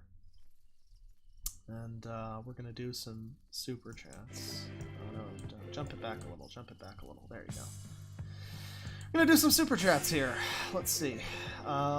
We got $2 from Shaft Slammer. Merry Christmas. Oh, that was 4 days ago. Sorry. $5 from Vanzy01. It's gonna be okay, little claw bro. Well, it's not okay. I had to talk about Tate for 3 hours or something. $5 from Zippy. No message. I think he had a little dancing emoji thing in the super chat. I wish that Streamlabs would show those, but it doesn't show those. But thank you. I read this one earlier, but 250 from Chemist S. Hey Claw, I had a good year this year, and I'm giving some of it away to my favorite streamers. I'm going to be listening to this one at work, so please don't get me fired. Well, this was some controversial stuff partly, but I think it was mostly explainable at least. More so than certain diaper people. By the way, new diaper people stream soon. I'm not going to promise a stream tomorrow, but I will promise a stream on New Year's Day, and maybe we'll ring in the new year together. Maybe. Yeah, new stream soon about diaper lads, baby lads. We haven't looked at those in like a long time. It's been like over a year, I think, since I've looked at some good... Well, I did do the video about Johnny Rotter, the Golde Bebe, but that was like it. So we're gonna do some new diaper people soon. Maybe don't let your boss hear that. You know, that one is a little harder to explain. €2 from Zombie Zuta. I don't know what to say here. Just take my money? ? I guess I will, I suppose. Thank you. And thank you, by the way, once again, Chemist S, for $250. That is quite a lot. I'm glad to hear I'm one of your favorite streamers, and I hope to maintain that position in the year to come. We got a lot more scum. $5 from Victor Martinez. What content caused the Christmas stream to be blocked? I wanted to see it again the following day. 2 minutes of an NBA game in the background of some guy's video. Which it's a good thing. Legally, I can't deny it. Legally, I did use that footage. I legally did display 2 minutes, I guess. Supposedly it was 2 minutes. I don't think it was a full 2 minutes, but I guess they caught me for 2 minutes of NBA footage. And, you know, it's good that the NBA is able to punch up to people like me who are misusing their copyright in that way, because the NBA is the little guy here, and I feel bad. I've been humbled and made to realize that I was really ruining all future profits for the NBA by having video on where some guy was watching a basketball game from like a decade ago, probably. So that's my bad. You know, that's my bad. We all make mistakes, and that was mine. So yeah, no Christmas stream, because 2 minutes of that 4-hour stream are, I guess, copyrighted shit from some guy's TV or something. So how about that? Merry Christmas to all, and go fuck yourself. $5 from Wiggly Fungus. Perfect timing. Today is my day off, and I'm deep cleaning my apartment before I get back in my wagey cage. Thanks for streaming. Well, no problem. I said last stream on the Christmas one, we didn't really do much Christmas stuff. I'm still gonna do a little bit more Christmas stuff. I think the New Year stream, we'll probably just do a little Christmas catch-up, because we got like Christmas rants. Like I said, there was a guy who made a full hour-long, full Christmas parody album about how they're gonna get us. I don't know who they are, but he is like convinced that they're gonna drop nukes on us. He's like a doomer bunker guy, and he's got a Christmas album from like a few days ago. So we gotta watch that, you know. So more Christmas stuff is to come, just because we're past Christmas. You know, who says the 12 days of Christmas have to be a lead up to it? You know, we can do like a week after Christmas, do a little bit of gift unwrapping. So yeah, you know, maybe some of that next time. $2 from Victor Martinez. Use your common sense. Well, we wouldn't be watching a Tate stream if there was common sense to be found. $2 from Victor Martinez. No more scheduled streams anymore. I mentioned this earlier. No, for now I'm enjoying just kind of springing it on people. I think it's more fun this way.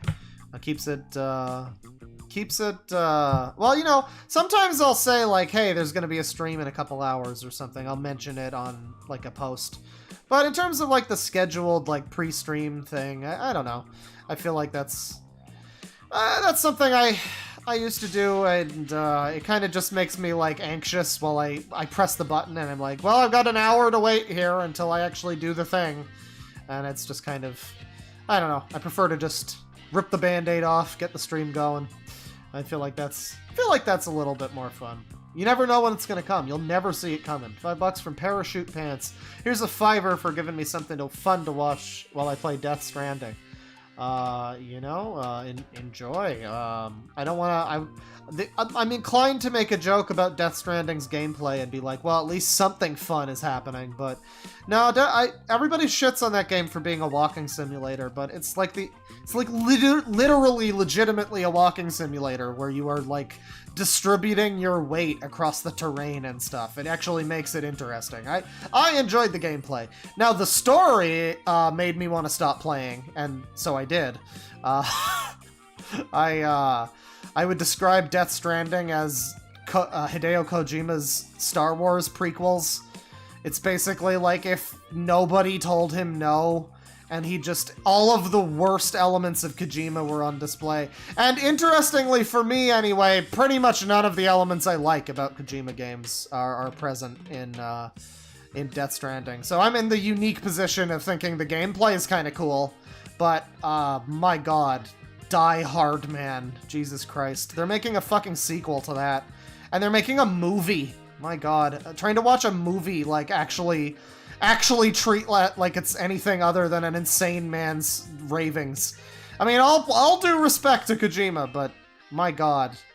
Metal Gear was good for a lot of reasons that weren't just him.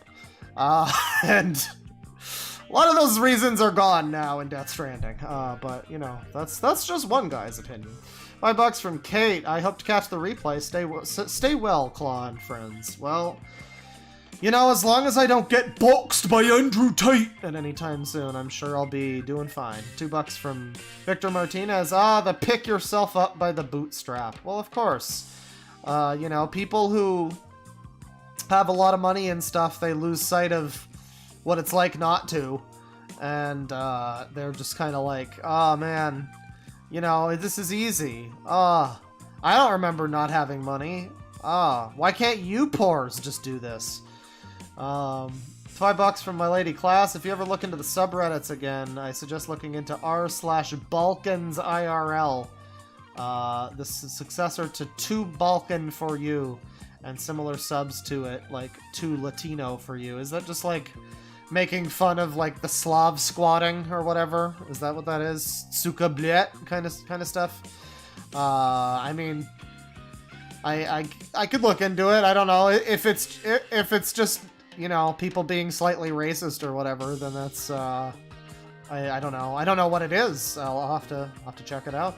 $2 from Shaft Slammer. Check out his website. He sells videos for $200. Oh, I know. Yeah. I mean, I know about his fucking website.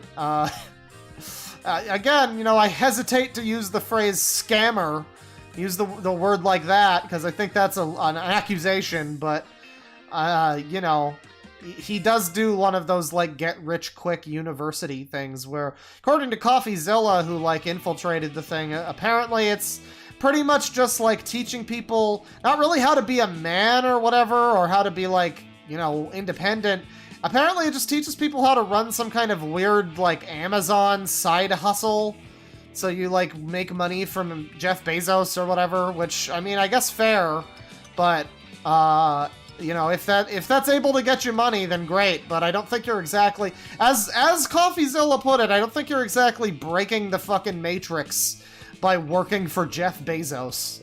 That seems, I understand that's what is contained within his like, get-rich courses, but then he also has his, like, how to be an alpha man courses as well. He's got a whole bunch of courses, and, you know, he's successfully and smartly managed to cultivate an audience of absolute brain-dead morons who, you know, somehow don't make the connection between following everything a man says and tells them to do and being a giant fucking beta male. But you know, somehow he's managed to strike gold with a community of morons, so, you know, good for him. $5 from my lady class. Another subreddit I would suggest to look into is 4chan, the sub for people from 4chan's TTTT board, which I think used to be LGBT. Oh, okay. Well, you know, I think I'm good on that one. I don't think I need to open up that whole can of argumentative worms. Chat. Half of the world apparently already thinks I'm transphobic because I call Chris Chan a he, so, you know, I guess, I don't need to make that, I don't need to get more of society, raising their pitchforks, at least not for any good reason. Let's see. $5 from, Cordelia specifically. I love you, Claw, but as one of your 6 women viewers, I can't fucking stand this guy. Please, can we do something else? I'm begging you.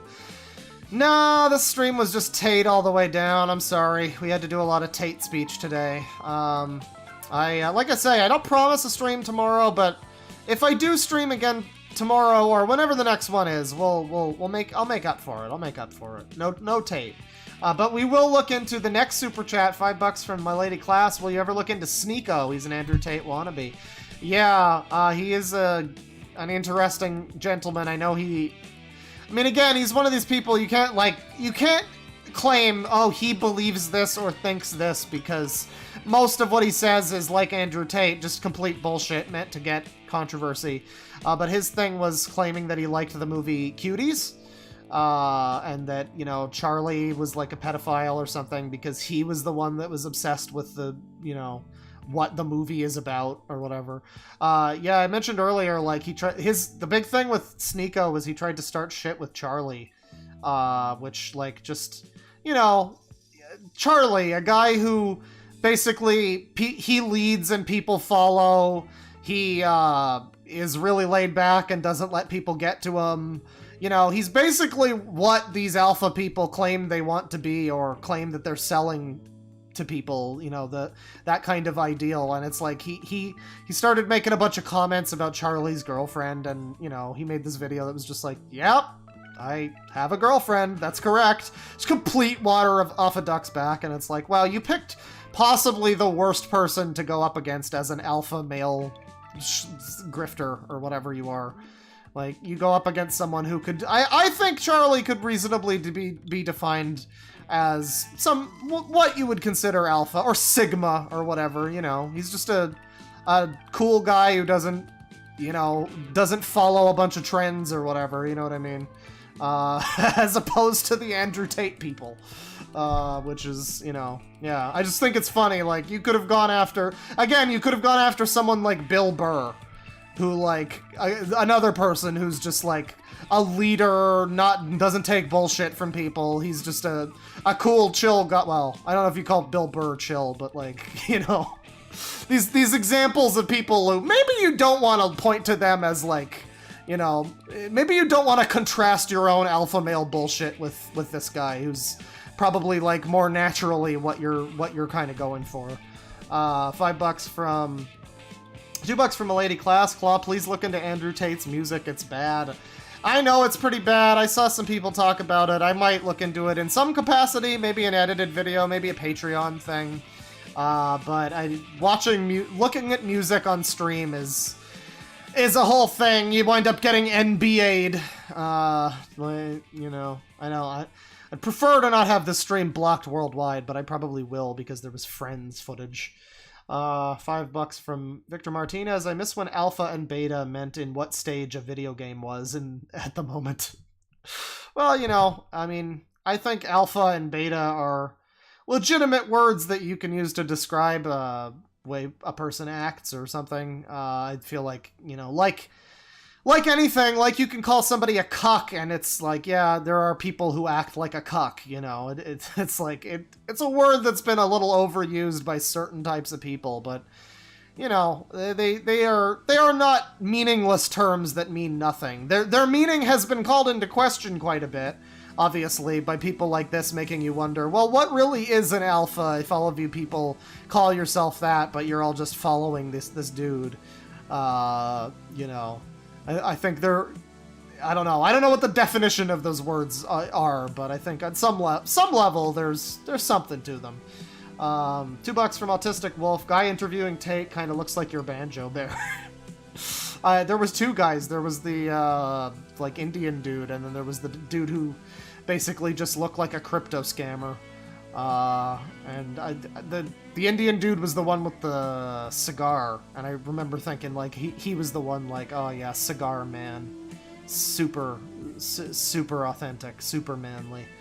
$2 from John. Thoughts on Medicare retiring? He's also heard of you.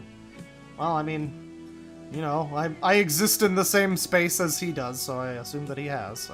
Yeah, no, I mean, I understand the dude's got medical issues and stuff, and I mean, frankly, he's been a legendary commentary person for like well over a decade. I remember going back and watching some of his earliest stuff when he was still Jim81 Jim.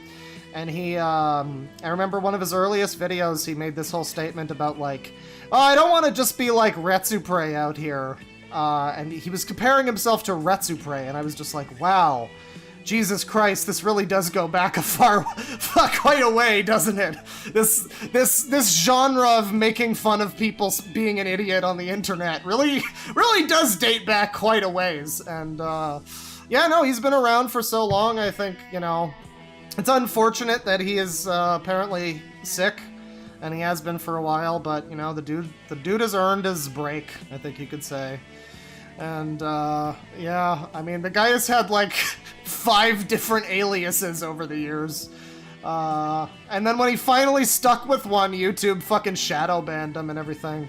I'll never forget that, when YouTube basically pulled an Andrew Tate on Medicare. And they were just like, no, you're not allowed to talk about, like, Bathtub Boy anymore. You're not allowed to talk about those people. Pulled all of his videos or whatever happened. That was like a whole thing. I don't know. It's a shame, but, you know, he's been around for a while, and he's, like I say, he's earned his rest. Godspeed you, Medicare. $2 from John. Abigail Shapiro would fix Kanye West. I bet she thinks she could fix him.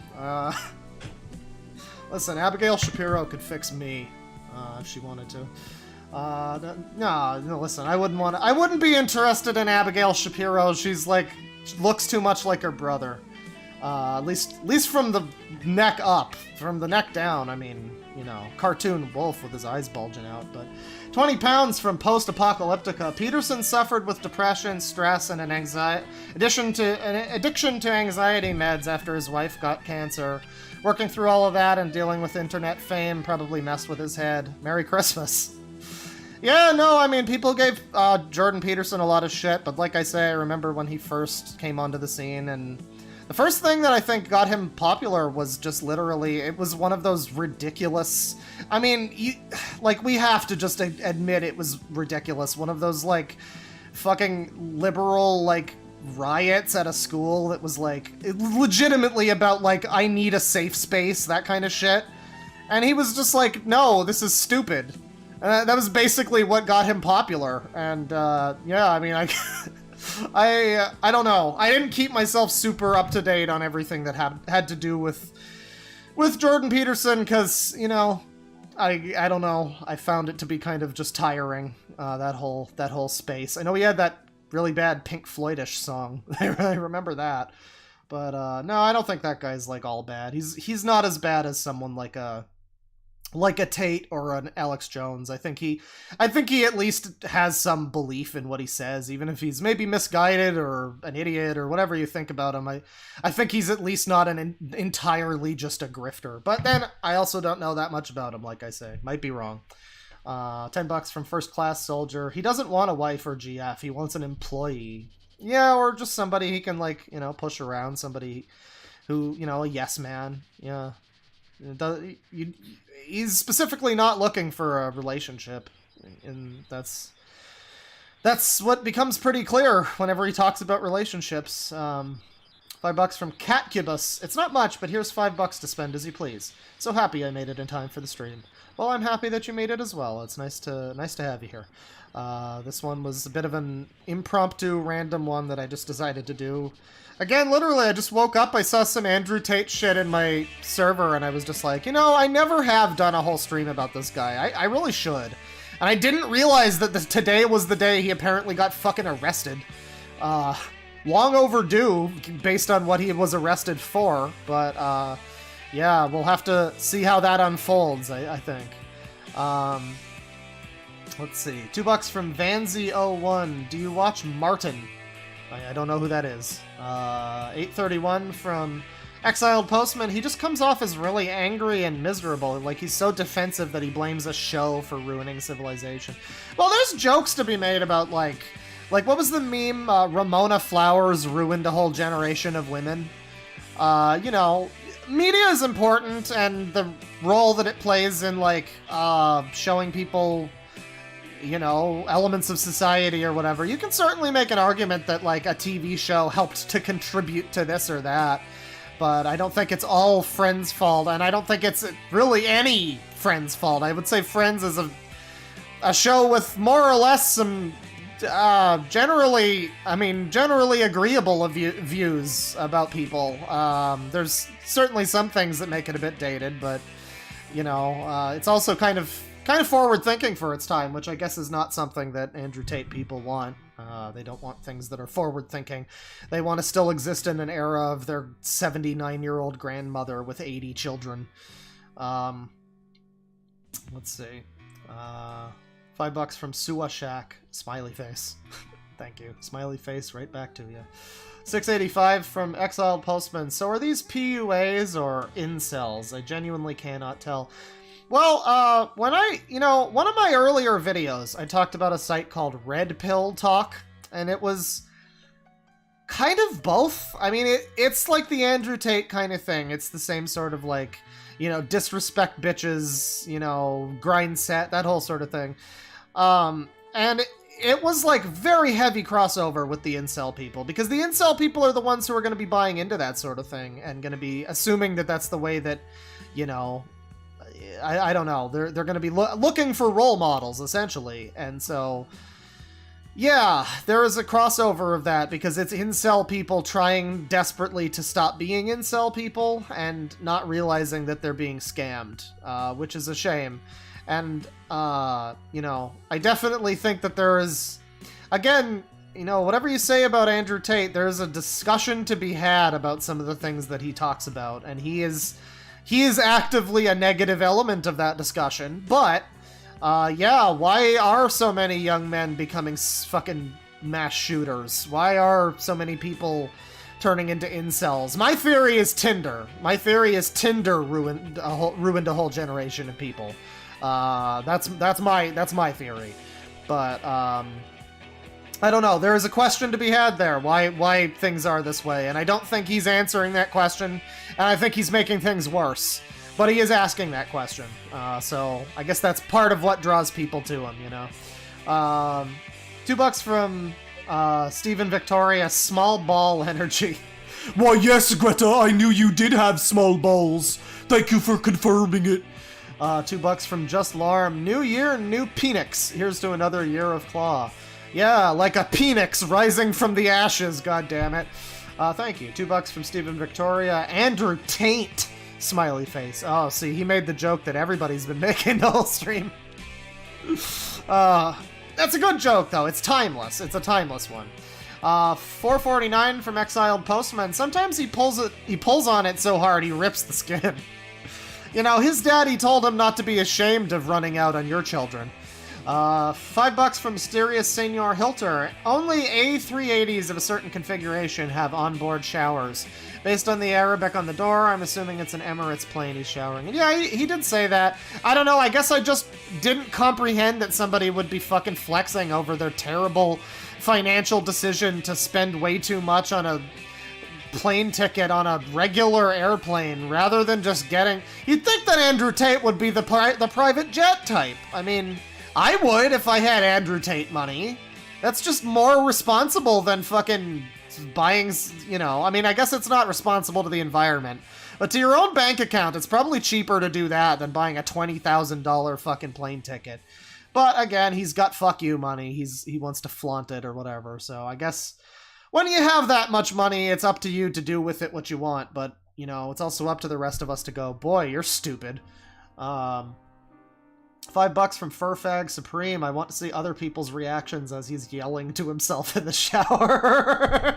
Oh god, can somebody make the video? You know the video that's like POV, you're in the other room?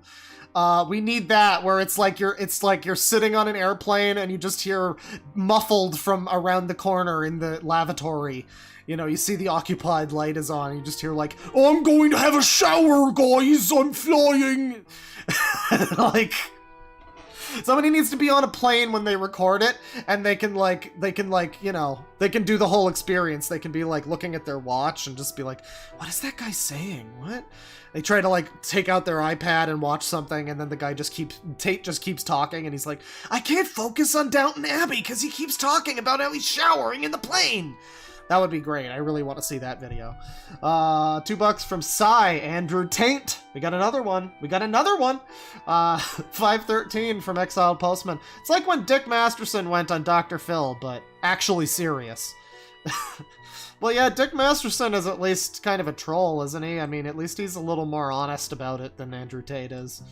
I don't know much about Dick Masterson. I'm aware that wasn't he the one that got in like the big feud with Maddox?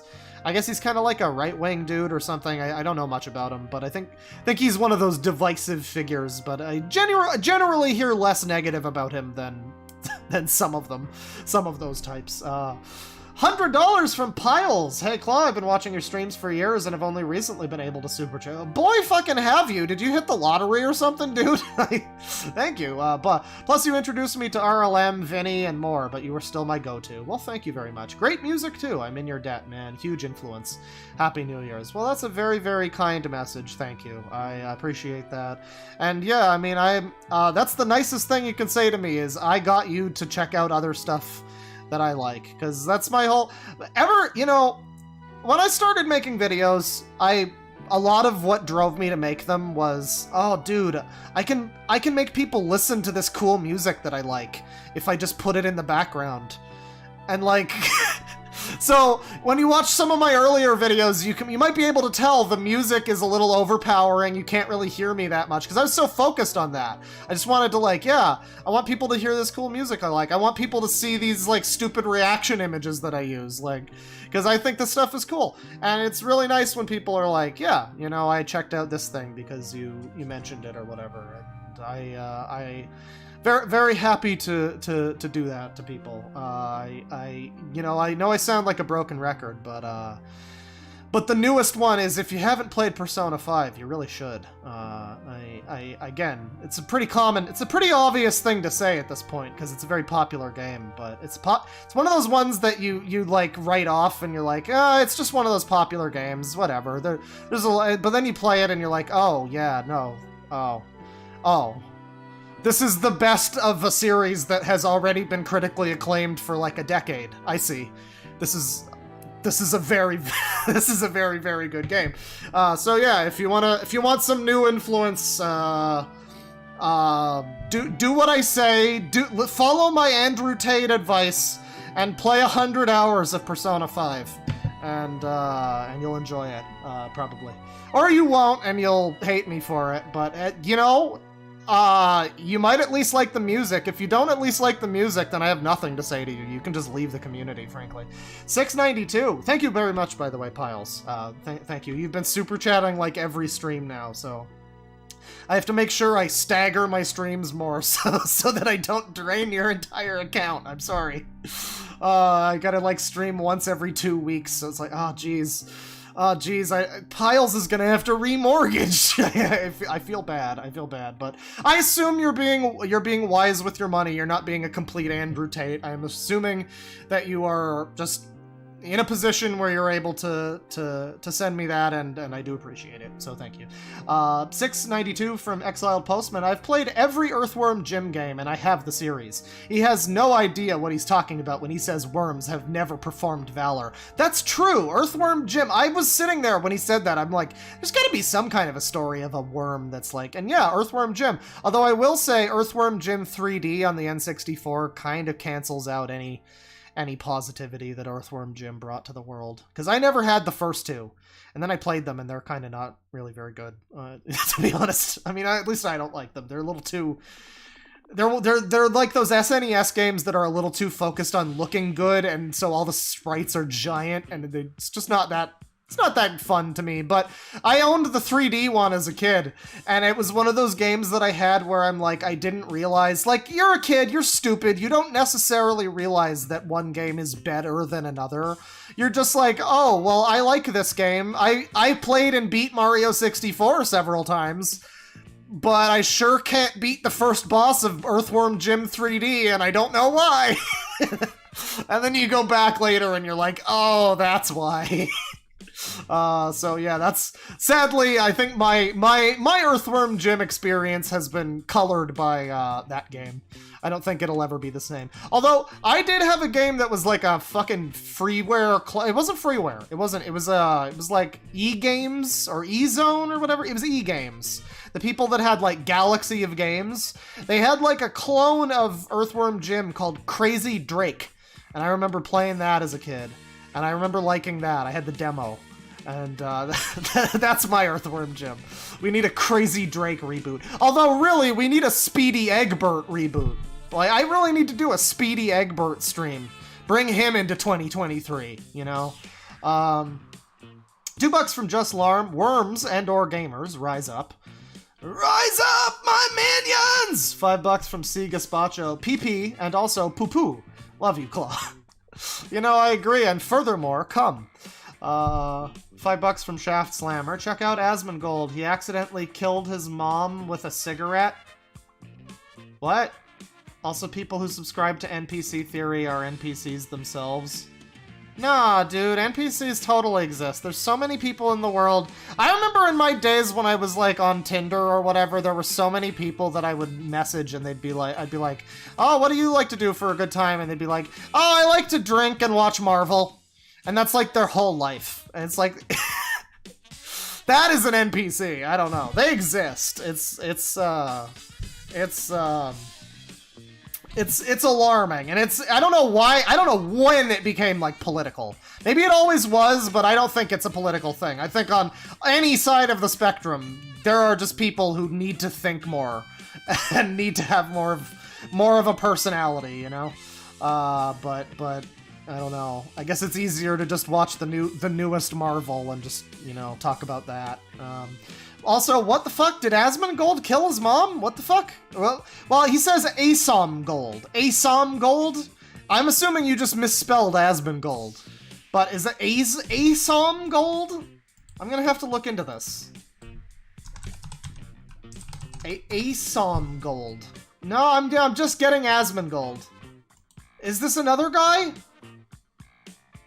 I think you mean... I have to assume you meant Asmongold. Did he fucking kill his mom? What happened? What? I desire to know more intensifies. 300 ISK from Snack. Tate getting Andrew graped in Romanian jail. Yeah, I can't wait for Andrew Tate to come out of this a changed man. Now, you know what it's going to be? This is going to wind up like... So anybody who's on the Patreon, you might have seen a video. By the way, Patreon people, the first preliminary, like pre-launch, whatever you would call it, early access version of my next video. The first one, the first like 15 minutes or so, is going to be up fairly soon.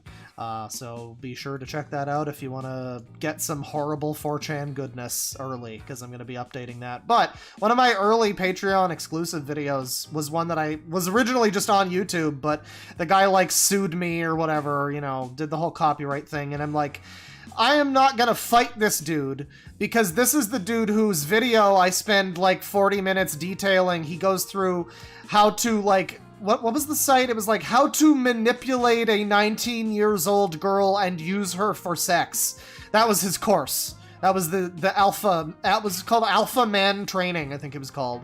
And yeah, he like falsely copyright struck me or whatever, and I'm just like, I'm not giving this guy all of my details, all of my like docs or whatever, when he has a course on his website. This was the alarming thing, and what brought me back to this dude. Like, he has a course on his website, I remember, about how he like got arrested for rape, Alpha Man Training, and how he went to jail, and it was basically his course on how to survive jail when you've been falsely accused, or something to that effect.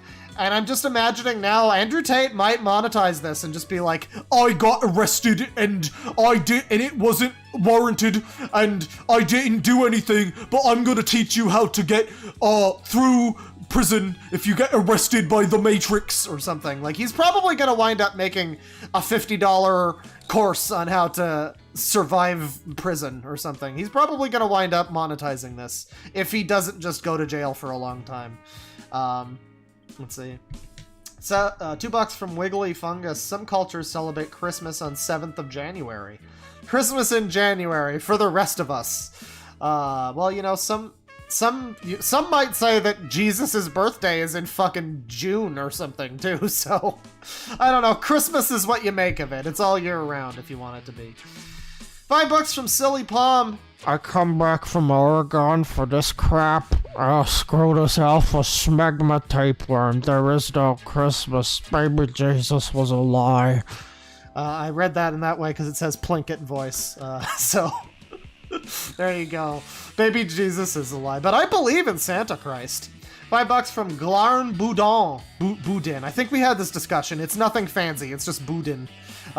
He's talking smack about worms, but they'll be the ones to eat his corpse in the end. Mary Applehoff shall feast. Talking about worms, but Andrew Tate makes important worm food. Oh, God. Oh, that fucking woman. $2 from Victor Martinez. Last stream of 2022. Not necessarily. Don't you be so presumptuous, Beta. I might come back. I might come back tomorrow, and I was planning on maybe doing a New Year's Eve stream. Like, ring in the new year. I'm thinking... And I might not do this because my downstairs neighbor is a psycho, and doesn't allow people to exist in the building around him, but I might do, like... Start the stream just before New Year's on the East Coast, like 9 o'clock West Pacific time for me, and then like end at 3, like just after midnight on Pacific time. So all of Europe, everybody in Europe and the rest of the world, they can't come to the New Year's stream. They're not allowed, and if they show up, we have to kick them from the stream chat. That's the rule. But if you're from the Americas and you fall into the East Coast time zone or the Pacific time zone, then you're gonna be represented by that stream. If I decide to do it, I might not, because again, my idiot neighbor might have a problem with me having a New Year's party, which is essentially what that would be. But I don't know. But yeah, probably not the last one of 2022. There might be another one. Might be another two. Who's to say, really? $2 from Milady Class. I don't think you're that transphobic, Claw. Well, thank you. I strive not to be that trans. I think the whole thing came from like a couple years ago. Somebody super chatted like, "Hey, say trans rights," and I just really don't like the meme, which is essentially, "We hold a gun to your head to say this thing, or else we call you a bad person." And so I just kind of groaned and I moved on. And it's like, yeah, obviously trans rights. Obviously everybody has fucking rights. Whatever. I shouldn't have to fucking say that. Like, what? Do I have to come out and be like, Chinese people rights, and micronation rights, and like, I don't know, everybody rights. Fuck off. Everybody. I hate to be all lives matter. But the fucking meme of like, no, you have to say it, or look what happens. You'll have people showing up in your... You'll post comments. This is what happened to me now. Like a year ago or something, I posted a comment on some video, and it was a completely video unrelated to the topic of trans people. My comment, of course, was not about it. It was about some video game or something, and the response was like, "We don't want transphobes here." And it was because I guess I got added to some kind of like block list of like transphobic, hurtful people. Whose opinions you can just turn off at the touch of a button easily, with this handy thing.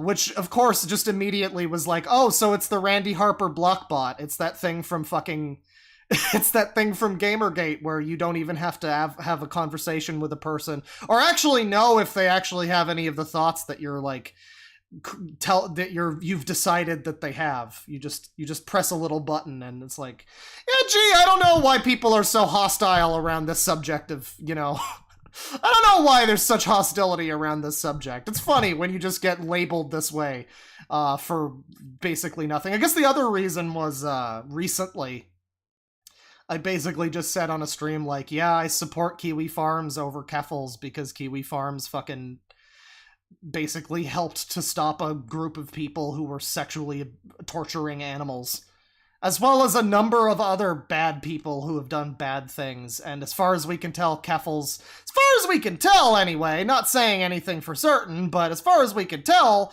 just seems to be a person who, you know, had some questionable info of theirs on Kiwi Farms and performed the gaslighting event of the century to shut down all topic of that. But yeah, I guess just the simple act of defying this person is enough to be also considered transphobic or something, and I don't know, it's just very tiring. It's all just very tiring. I'm at a point where I'm like, I don't really care. I know who I am. I know who I am and what my thoughts are and what my opinions are, and you know, you can eat some shit. You know, I don't really care. But it is annoying to have to deal with it sometimes. That's the thing, is like, I get people who are sometimes like, oh, you shouldn't have to censor this or that, and it's like, you're right. But I know that you're not the one who has to deal with it.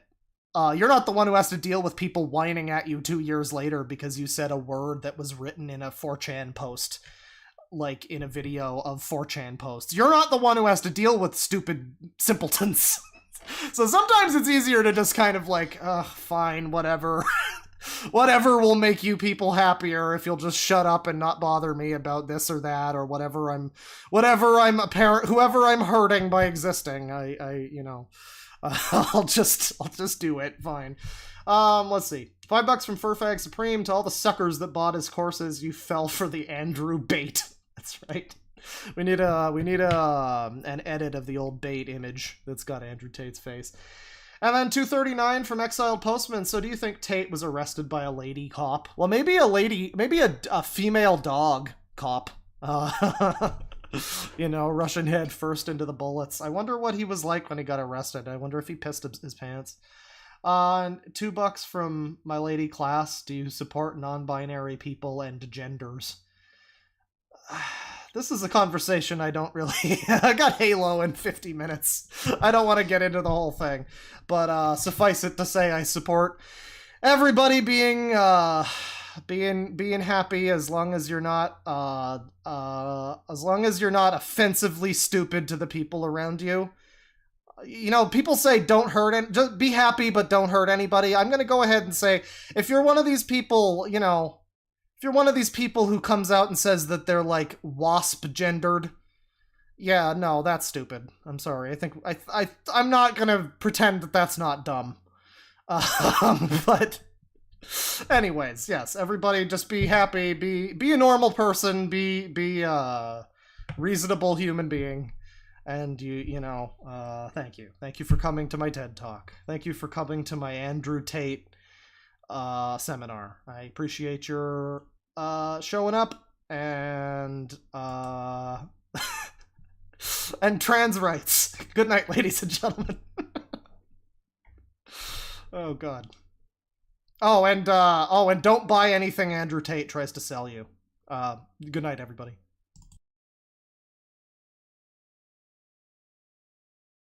Also, why am I saying good night?